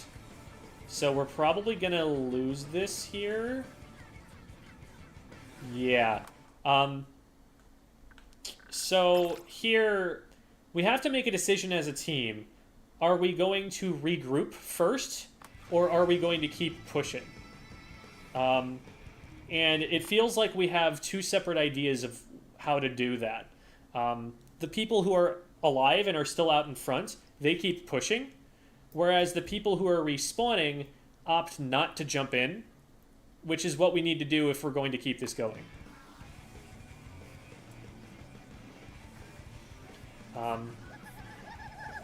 So like here, going after the tent, not a bad idea. We've got another raid coming in. Hello there, Probably Easy. Welcome, and thank you for the raid. We're doing a VOD review here for Rude Apple, for Blue Team. And getting towards the end of the game here. So at this point, like, we need to get this tent, and then we probably need to, like, either back up or have other people jump in to help us. Or maybe jump out. And we end up getting caught and staggering. So Revender needs to be very careful. This is actually probably just game over right now, because you don't have a power clam. So I think the play there, like, instead of pushing into the 2v1 when the enemy team was very close to respawning, that we kind of needed to either say, like, jump to me, like, let's get in here and keep going, or we needed to back up a little bit and let our teammates come back in. Because we ended up in a 2v4 because of their respawn timers and because of the fact that they jumped in and we didn't.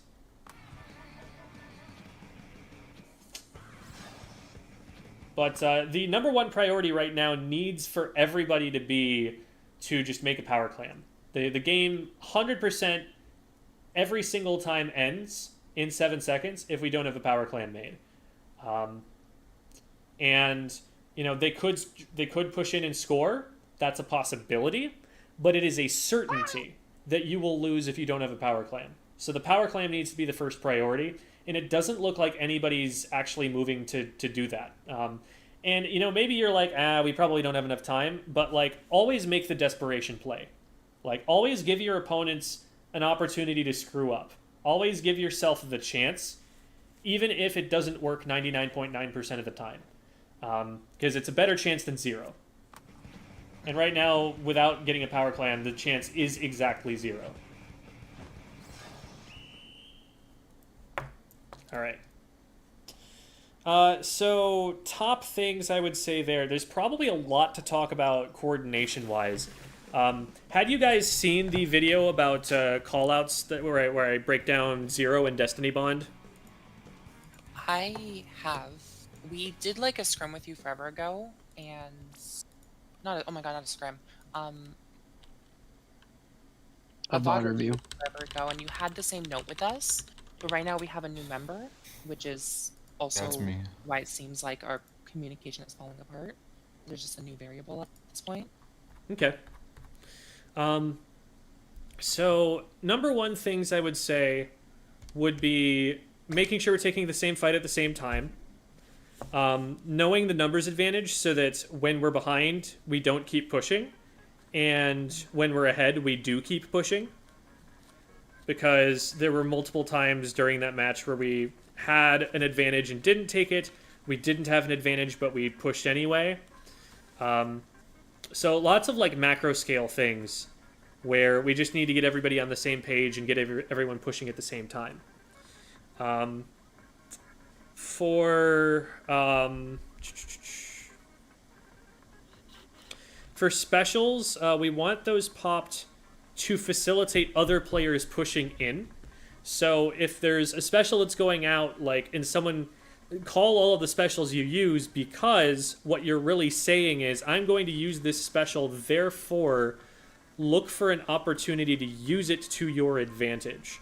Like, if a special goes out and it only benefits one player, that was a wasted special, because it should really be allowing multiple people to take fights successfully when it goes up.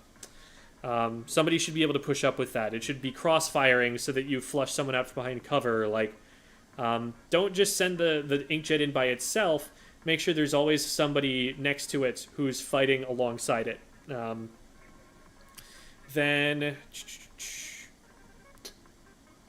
I think that pretty much covers what I have to say there.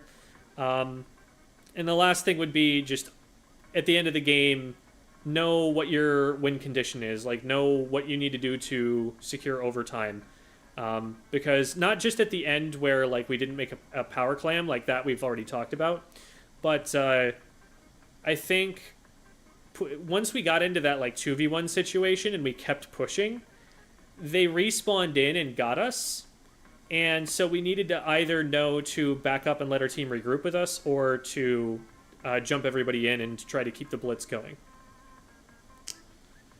Do you guys have any questions?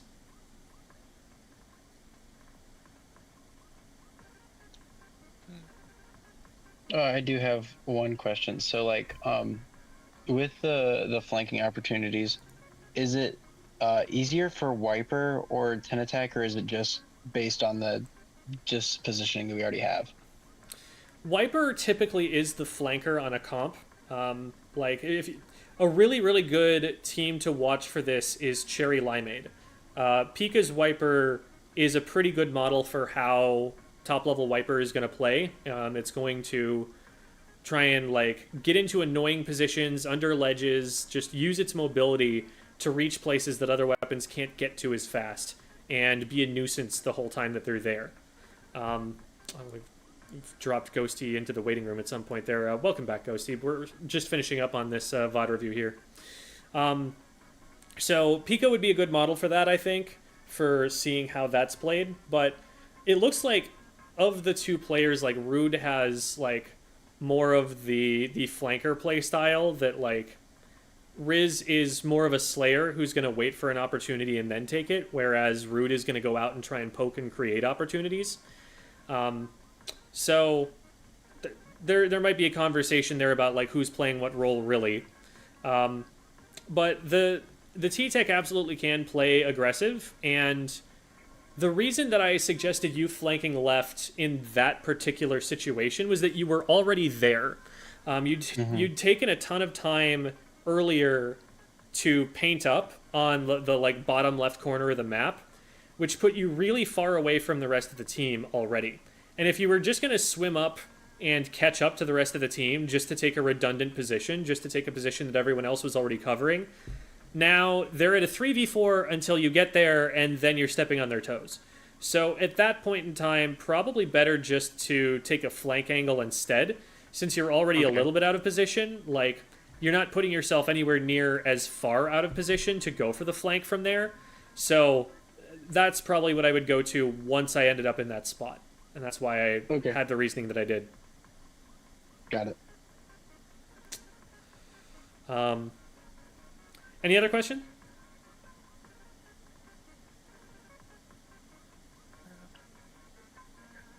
I personally can't think of anything. Rev, you got anything? No, not really. You, Riz? I'm thinking, in a situation with those kind of specials that we had, would you have suggested any kind of chaining or anything like that? Like, would they have been able to play off of each other in any way, other than just like providing opportunity to push in? So your ways in are your inkjet and your tri-strike. You want those options to be somewhat staggered, because if you use them both at the same time, unless you get probably like 2 players worth of value out of them, you're probably better off chaining them one after the other. Usually, like, people tend to start fights with the inkjet going in first, but it really just depends on the situation, I think. Strikes, the thing about unassisted strikes is that people are going to see that they're coming out and just back away and be in a safe place by the time that they're landing and detonating. Whereas an inkjet can just, like, hit someone right away. And so it's I think, a slightly better initiation. And then once the team is, like, realizing that there's an inkjet, if the strikes come out then and they're already scattered and this traps someone for the frontliners to go in, that might work a little better. The hammer just kind of has to come out whenever the hammer is going to do anything. So it can initiate, but it's also pretty unreliable, so you got to be careful. You can't really, like, just rely on it to be your way in. And then the zap is going to be coolering you. So, I mean, that's a great opportunity to push up as the front line, but you probably want to be combining that with another special so that you're not just, like, running in, dying, and respawning faster.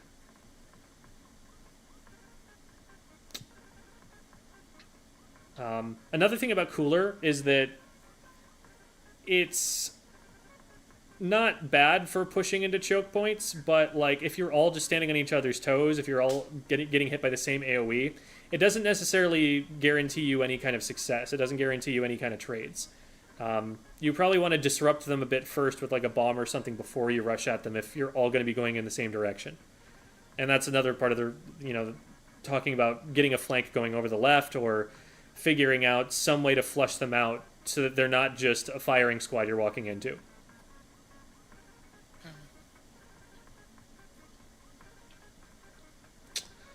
All right. Well, thank you guys so much for giving us something to talk about, and hopefully you found that helpful, and you can help kind of set your goals for future improvement based on that.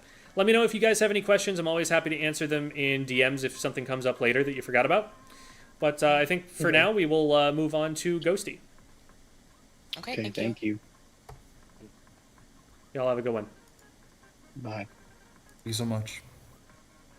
Ghosty, do you have a replay code or a link for us to look at? Yeah, I can pull it up. I can't remember the one I gave signing up, but I can give a more recent one. Yeah, on sign up, I was like 2 months ago or something, so all of those codes are going to be broken now anyway. The codes all expire every time they patch the game.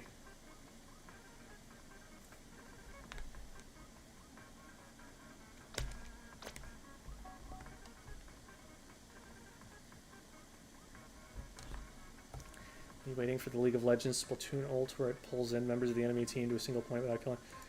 Oh god, we don't need a Zarya ult. I feel that I really don't like that ult in Overwatch. It just feels really lame.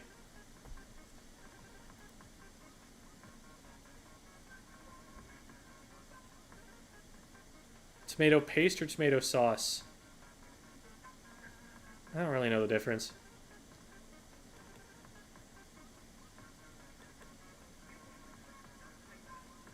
Would you say that playing weapons outside your wheelhouse can help you learn certain things better than you would on your usual picks? For example, playing brush to learn the flank. Kind of. I think the bigger thing for playing other weapons is learning what they're going to try and do against you. Like, if you're playing against a weapon and you just keep getting splatted by it, you have a really bad matchup against it.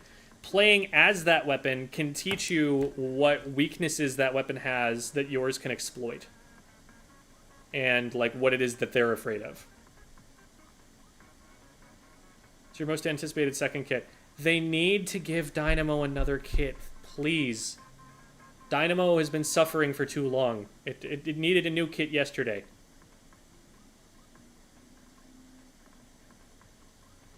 Any advice to avoid... Yeah? Oh, there it is. Mind checking your DMs real quick? Yeah, I see it.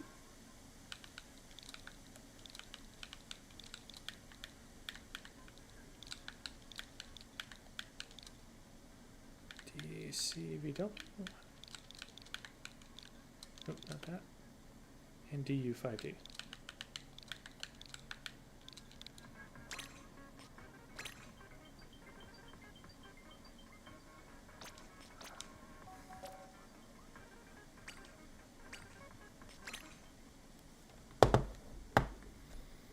All right.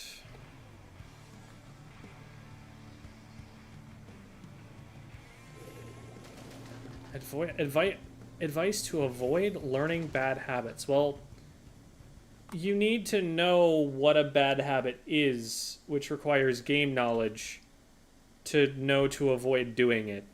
So this is just kind of asking me, how do I know what's good to do in the game? And that's a very broad question.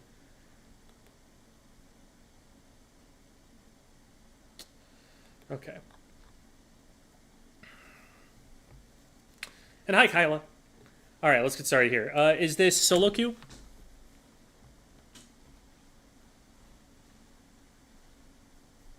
Ghosty? Yep. Is this solo queue? This is solo queue. All right, sounds good.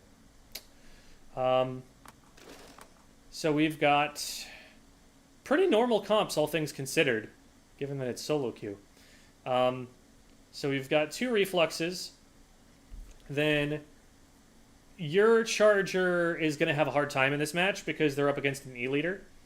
And the E-leader outranges them pretty substantially, so they're going to have to take some weird charger positions in order to be safe.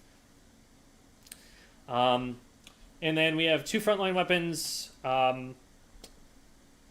It's a little bit more unfortunate that we are the ones with the zap, because you're basically the only beneficiary of the zap. You're the only person who's really going to get anything out of those tacticoolers. The reflux is going to walk a little faster while they paint, I guess. They're not going to be playing especially aggressive. They're not going to be trying to run in and feed. I guess it helps your charger if they get sniped by the leader or something, but they're not expecting to die that much either. So it's basically only good for you, and we're sacrificing a little bit of fighting power to have the zap compared to the other team, which just has 2 really solid independent weapons in the Splat Dualies and the 52. So you're a really important resource for the team's frontline on this comp. You're going to want to keep yourself in the game, because without you, your team is going to have more trouble pushing. So let's see what we can do from here. I'm leaning back over here, so we'll move the camera a little bit. Okay. Whenever you are moving off a ledge, whenever you're dropping off, don't jump off, because it's just going to be slower universally every single time. Swimming is faster than falling, so the longer you spend falling, the less time you spend swimming, the less distance you're actually going to cover. It's also going to make it so you're in the air, which is one of the most vulnerable states in the game, for longer. And so it's a habit that you want to break pretty much at all times, both for movement optimization and for safety. Mm-hmm. Alright, so we end up popping that. I wouldn't expect on this map to be able to just move forward easily from here. We've already made it to the left zone before the enemy team got here. Like, us being able to cap the zone at all means that, we've already used up some of that lead that we had over them in the race. So by the time we've gotten to mid and painted the zone, we shouldn't expect to be able to just move forward without being shot at. We should expect that at least by now the enemy team is going to get there. And moving forward this far is really dangerous because now the 52 gal is going to be in range of us. It's not the easiest situation to deal with. But we do end up getting one. We back up just in time to save ourselves, and then the 52 overcommits, and we punish them for it, which is awesome. The bomb on the ceiling is probably less likely to hit anything than a bomb just being on the floor. Because part of that explosion radius is going to miss them, whereas if it's on the ground, it's closer to them, and so probably just better to put it there. I think at the moment that was a completely just an accident on my part. I accidentally looked up a little too much, and it just stuck to the ceiling. I mean, it wasn't the worst idea. Like, you could have thrown it someplace irrelevant, and that at least damaged some part of the map. But, okay. So we get this pick. At this point, you probably want to move forward, actually. Forward and to the left. Because when you do that, if the splat dualies want to come after you, they have to turn their back to the rest of your team. And there's nobody on the left to actually stop you from moving there. So it's relatively safe for you to go for. It's more dangerous for you to stay here because the dualies and whoever it is that's standing with them there, I think that's the reflux.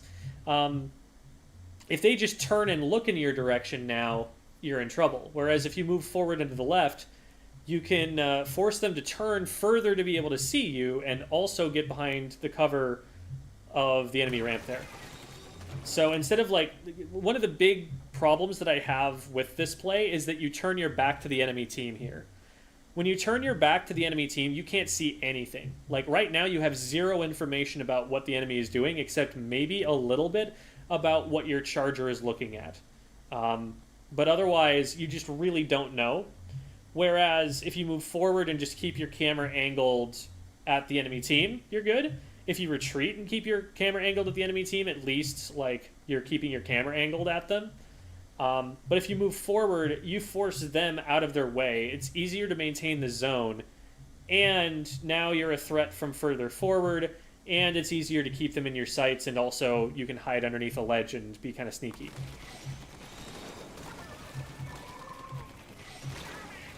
There's the danger of turning your back to the enemy team. A perfect example of it. You had no idea that that player was anywhere near where they were because you'd spent so long looking someplace else.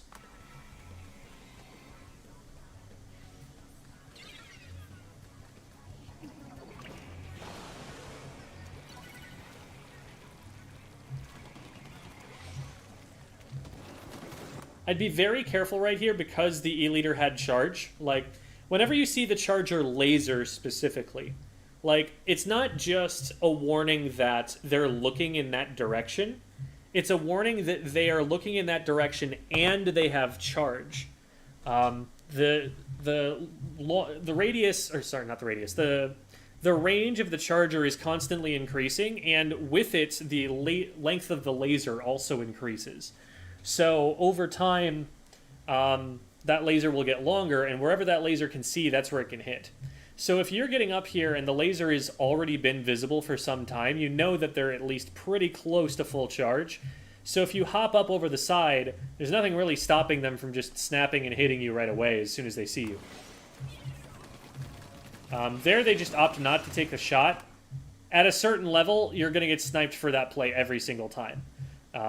So you want to start getting used to staying off charger sightlines when they have charge, even if they're not hitting you for being there yet. At this point, because you don't have an escape route, you're probably going to go down. When you're dropping right, you really want to be putting some paint down so that when you get pushed by someone on the other team, you have somewhere to back up. Because now you are getting pushed, and there's nowhere to back up, and then this is going to happen. Or they're just not going to chase you.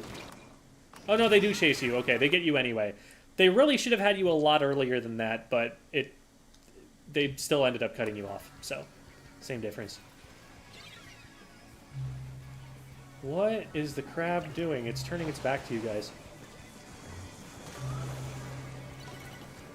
Okay, so the Chargers have traded the Zap trades the 52. Right now, it feels like sometimes what's happening is you're coming out and you're running straight to the zone, and you're not collecting as much information. Because right now, yeah, like, they could cap the zone or something, but if the dualies to your right were to just stand here and paint the zone, you could just swim up right behind them and shoot them in the back. So I would just swim up in their direction so that I can get that angle, so that either they have to shoot at me instead of the zone, and so they're not painting the zone, and my reflux is painting the zone, or they paint the zone and I get another pick, and now we can really cap the zone for sure. But because we didn't really spot that, okay, we spot it now, and they don't end up being able to move away. But they definitely had an opportunity to escape that position once they saw that you were there and painting the zone. Like, you can tell they're trying to retreat, and you don't give them that time to retreat if you just go straight for them. But because you painted the zone first, they got information about where you were. Notice how you never actually did cap the zone by going over and painting it. Didn't even really cap the left side of the zone, and you needed the right side. So, like, you weren't going to get points by just painting the zone there, but what you could have done was get a pick on that player early, so that now you had a 2v1 on the zone, and you had stood a better chance of being able to cap it afterward. This is really dangerous. Any glowing light like that on the left-hand side of the screen is immediate alarm bell. That's either a charger or a stringer. You don't like either of those things to be aiming at you. Both of those can one-shot. So going here and painting the zone is just waiting to see if they're going to miss a one-shot on you. And they do end up just getting frustrated and coming in here, which is not the play. You were giving them free shots on you. They should have just stayed where they were and kept trying to one-shot you.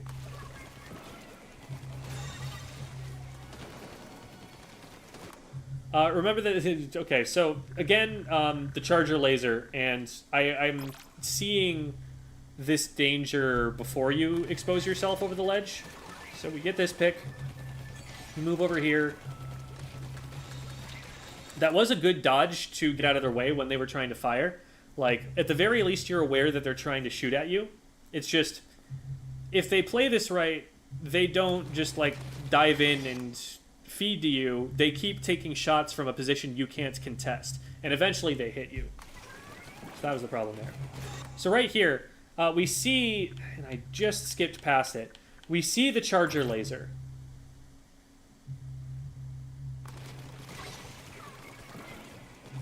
So like right here, as soon as you see that, you are going squid form, and you are putting as much cover in between that and you as you possibly can. I would not be moving forward, I would not be moving to the right, I would be moving backward and left.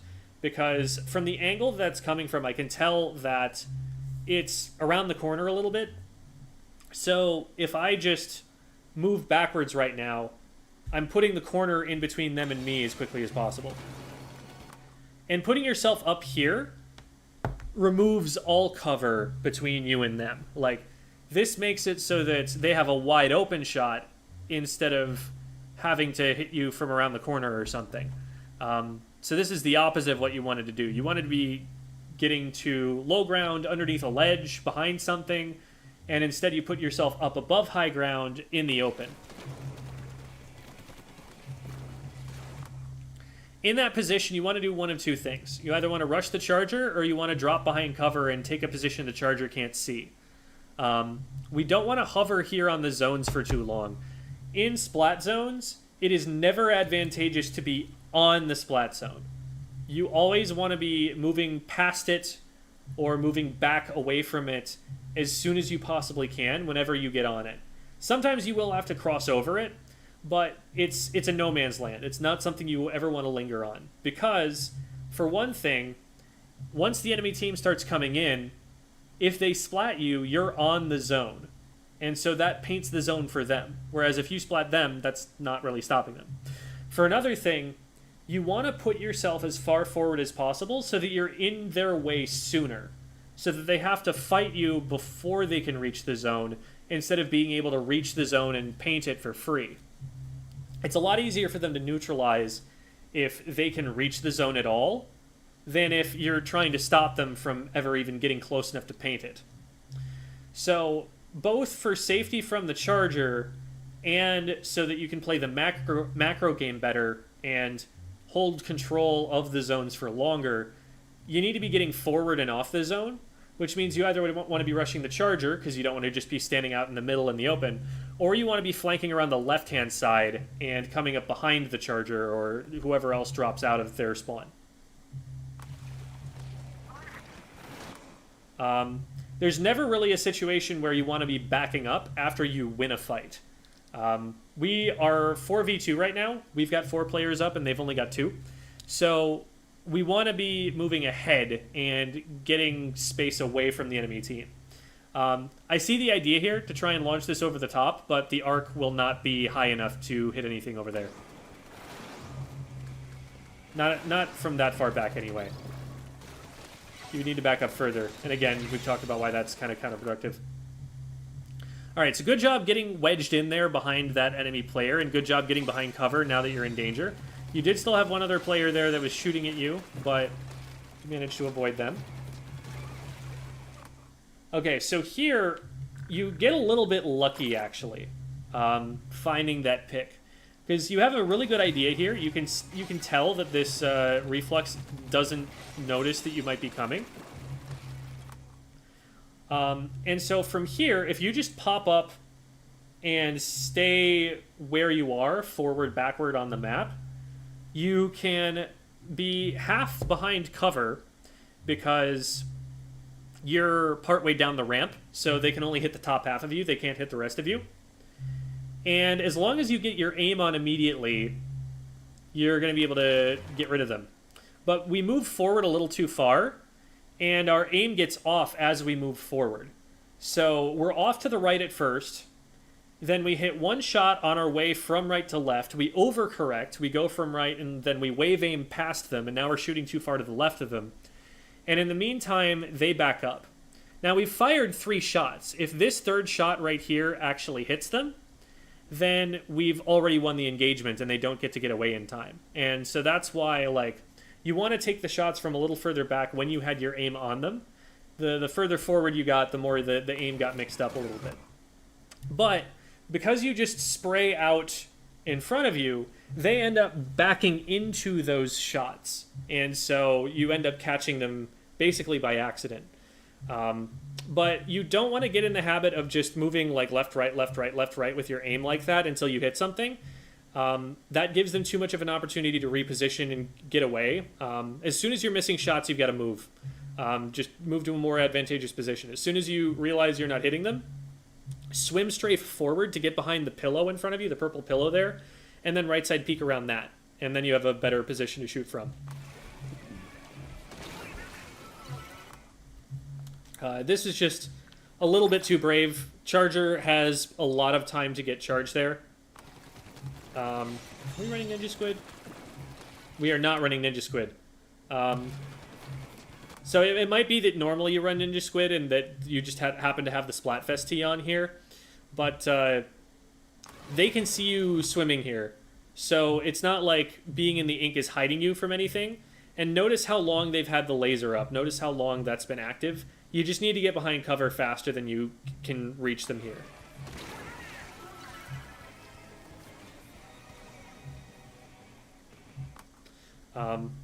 Was confused by that kill. Like, on one hand, yeah, it doesn't look like they're looking at you. But on the other hand, you're not Ninja Squidded. You're swimming straight towards them. They're charging. The laser's very close to you. They're aiming at you. They're aware that you're there, and they're going to be firing that shot in your direction, even if they snap to it, even if it looks laggy or something. Like, they are punishing you for a mistake that you're making. And even if the game isn't really reflecting it super well, especially in the replay here, it might be more desynced in the replay than it actually was in the game. Even with all of that being the case, like, we had enough information at the time to know that this wasn't safe to push into.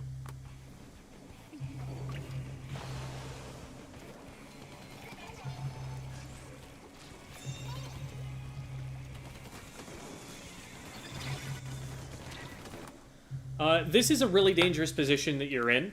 For one thing, you're taking damage from the missiles, which makes it so that you have fewer shots that need to hit before you will be splatted. So right here, once the missiles go out, you really don't want to be continuing to push forward. Because think about what happens right now. You push forward. How many ways out do you have? How many directions can you swim where you will be able to escape an opponent who pushes you from the front right now? There's only one. If you continue to swim forward from this point, missiles will target you and they will cover up this one singular trail that you have to escape right now. So now you're completely cut off from any kind of escape until you can get down on the ground and swim back into the right. Meantime, there's a 52 gal in front of you. The 52 gal outranges you. So if anything, it's going to be hitting shots before you will be. So this is not a position where you want to be returning fire at all. You want to be landing on the ground and then swimming backwards immediately. Because right now what they should be doing is hitting you, because you're not in range to hit them, but they're in range to hit you.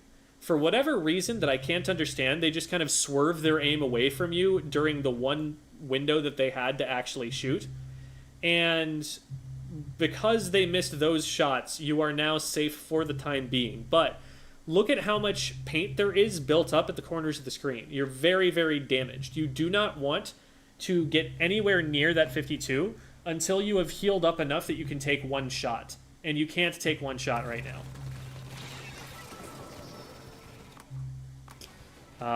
And it's not even any of them that get you, it's the Wavebreaker.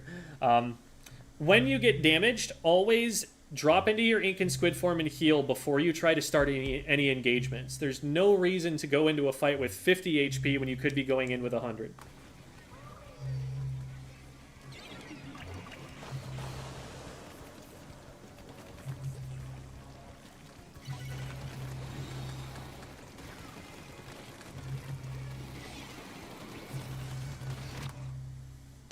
So, we're spending too long painting the zone here.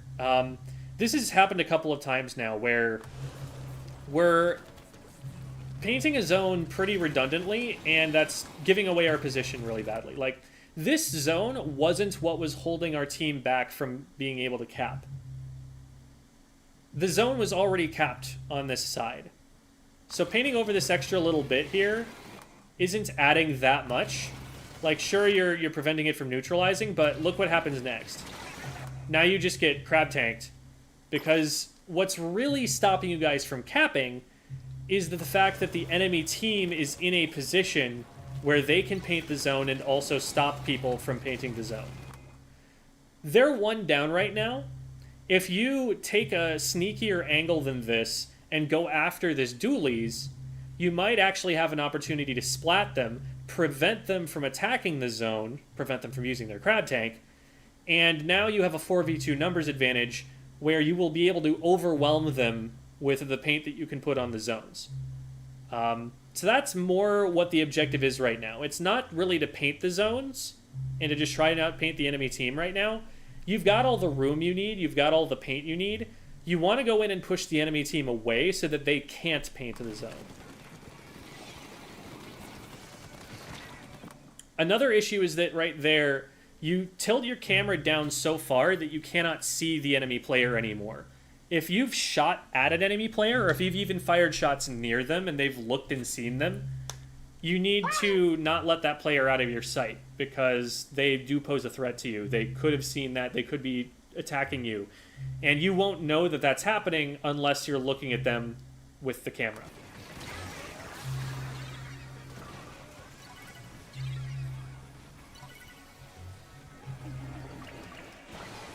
Play stick, so everything happening is just being unhandled. I see. That will definitely make it more difficult. Like, I think the biggest issue with the motion controls is just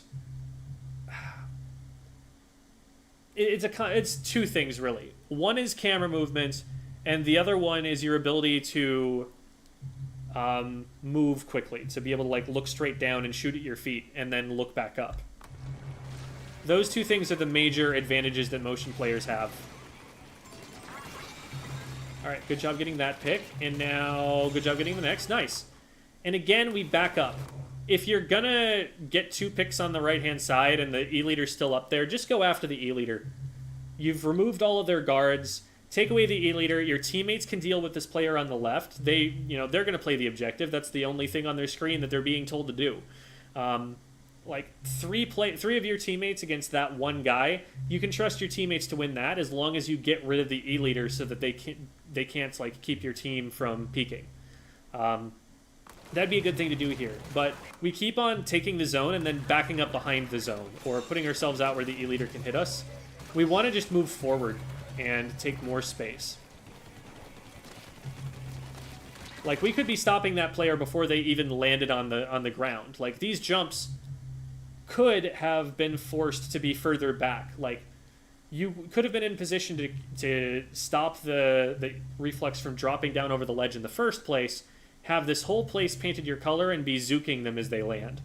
But because we didn't move up in front of the zone once we had the advantage, now they're getting back into position, and they're already in a place where they can shoot the zone from. You managed to get 2, which is great. But they're getting closer than they need to, and that's because you're not pushing up.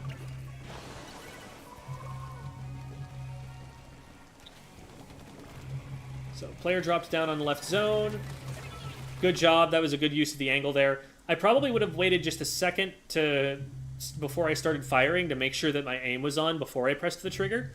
In a situation like that, you want to make sure your aim is on first and then fire second. You don't want to start firing and then get your aim on later, because during the time that you're firing and not hitting them, they're going to be able to move and try and make you miss.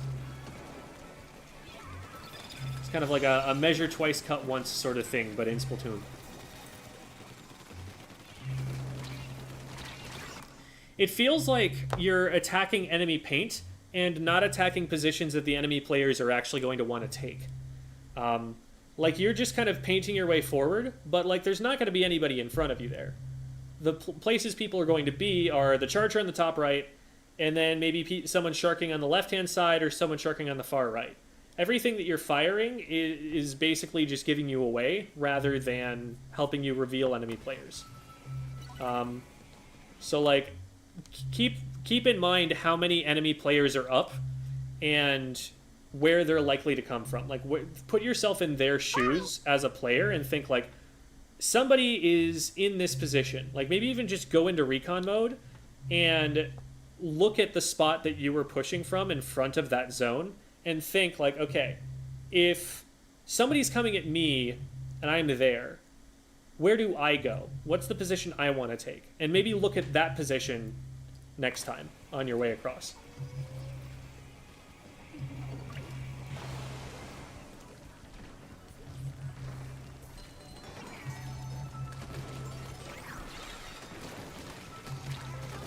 Okay, nice. We sneak our way in there, and we get another one, so that's 2 down. Team should be able to get zone from there. And we also had Tacticaler. I would definitely consider jumping into a teammate here. Like, the one on the far right looks like they're in a relatively safe spot. You want to, like, use that Tacticaler super jump, for one thing, to get out there quick.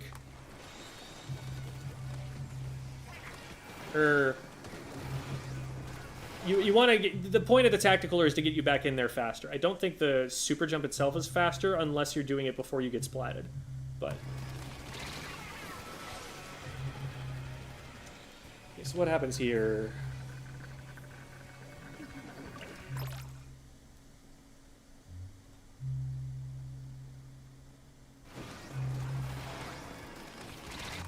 Alright, I do like the Zuka play there.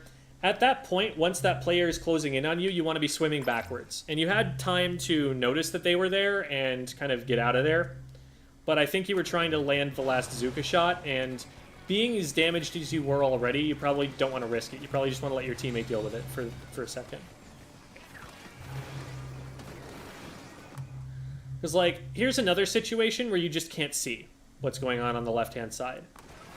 So once you get that pick, you want to be getting that information quickly. You just don't have time to react to this play. So with that little information, swim backwards, get the information, and then move forward again.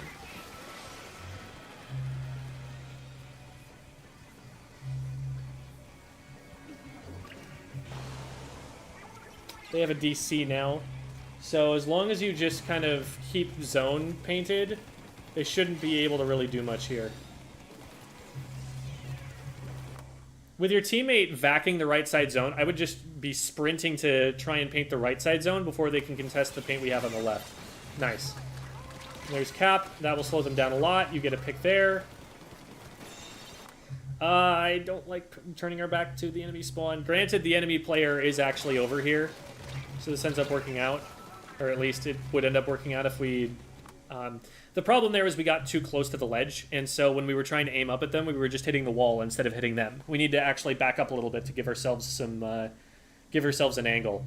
It looked like you were trying to swim up to top mid, and there's not really a reason to do that. It's just going to expose you for longer and put you in a position where you can't hit shots for more time. Just shoot at them from where you have the angle to shoot at them.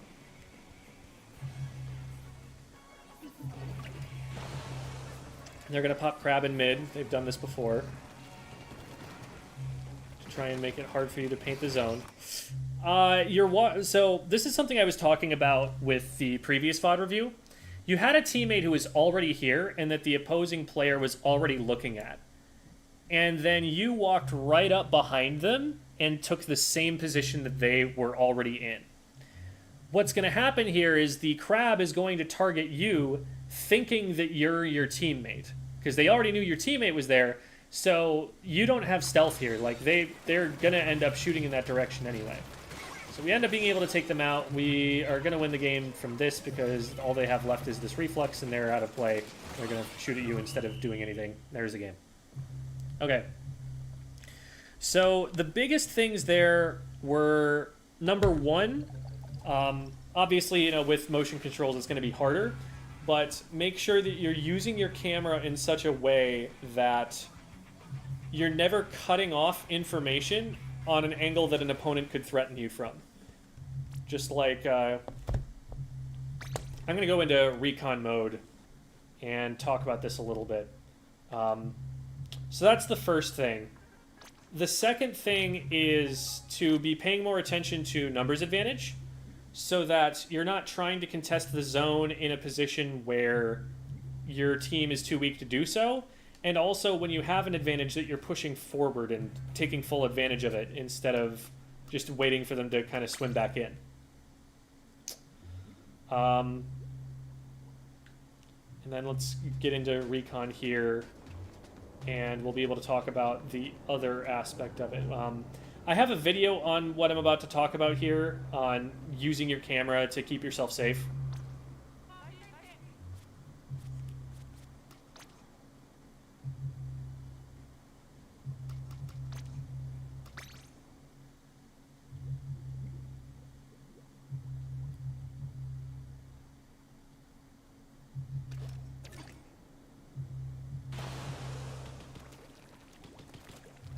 Okay.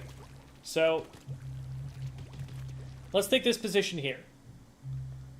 What threatens me? Well, if someone's flanking from back here, that might threaten me, but I can usually see that I've got, like, a teammate over here. I can just, like, see their name tag through the wall if they're over here. And as long as they're still there, I can feel pretty confident that if someone got behind here, my teammate was grossly negligent. So, I don't need to worry so much about that.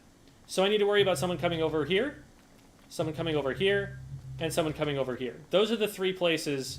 And also if there's a charger, and there was, someone from up top there.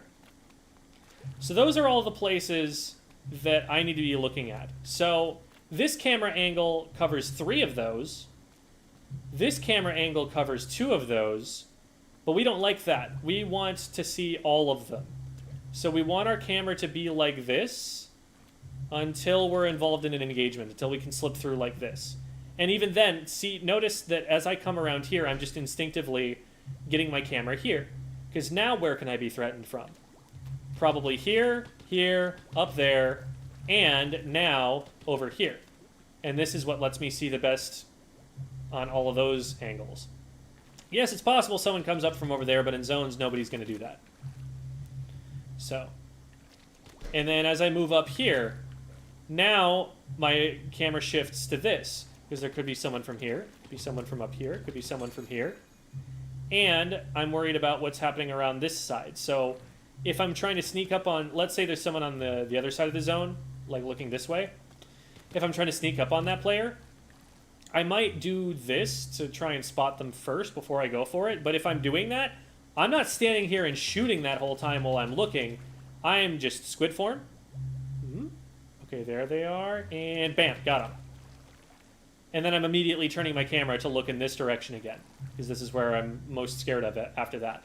Like the whole way up, all of my movement throughout the map, I'm making sure that I'm keeping the areas where an opponent might come from, where I might get threatened from, on my map, on my screen.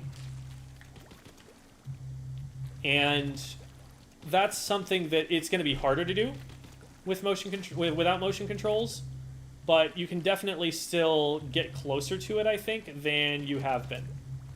So that's something for you to work on.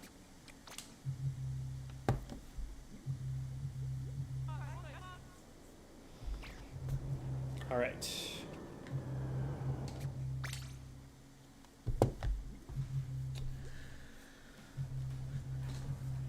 So, thank you, Ghosty, for giving us a match to watch. And if you have any questions, feel free to ask. It's probably faster to ask them in Discord DMs, so I don't have to be keeping up with the chat there.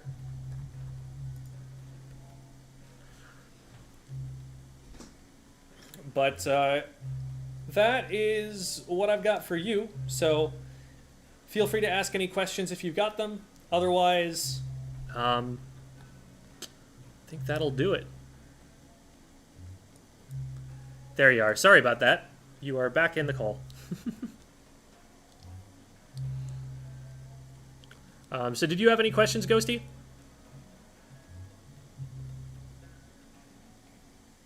I'm not hearing you if you're saying anything.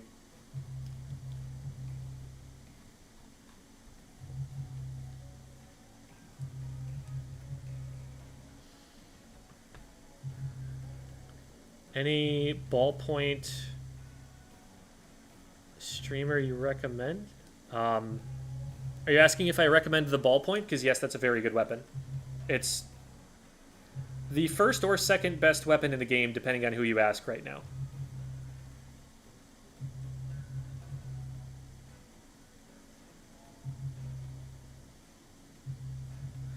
All right.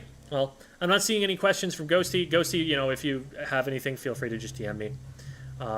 But that is it for Squid Summer School. We did it. We got all the way through it. Huge thank you once again to Agent 4 for funding this. They paid for 24 lessons at the Medify rate to make this possible.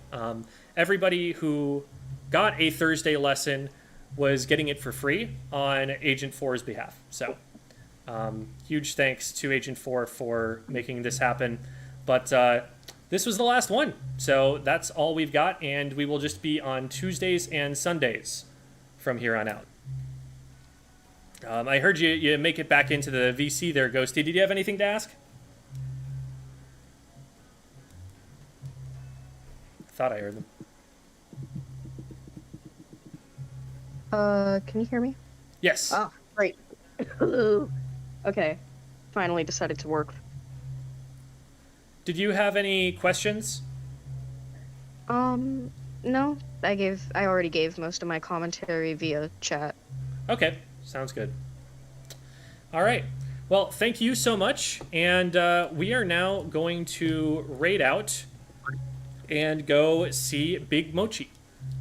Mochi is another competitive player, plays for a team called Ludicrous Speed, where everything is a Spaceball reference.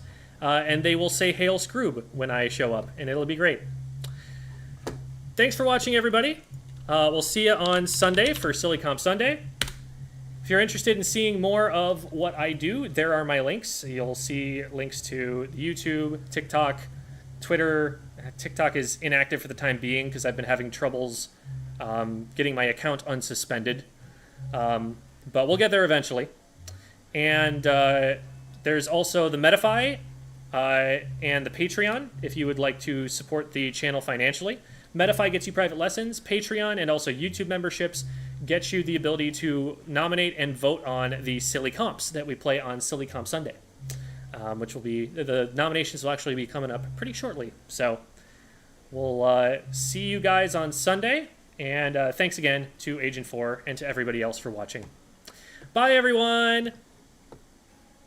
Bye, stream. Oh, I forgot that I have to click it, and then there's a countdown, and then I can click raid. So this is just going to end at a silly, awkward moment, and it's going to cut me off, and it's going to be funny. So that's fine, and we're out now.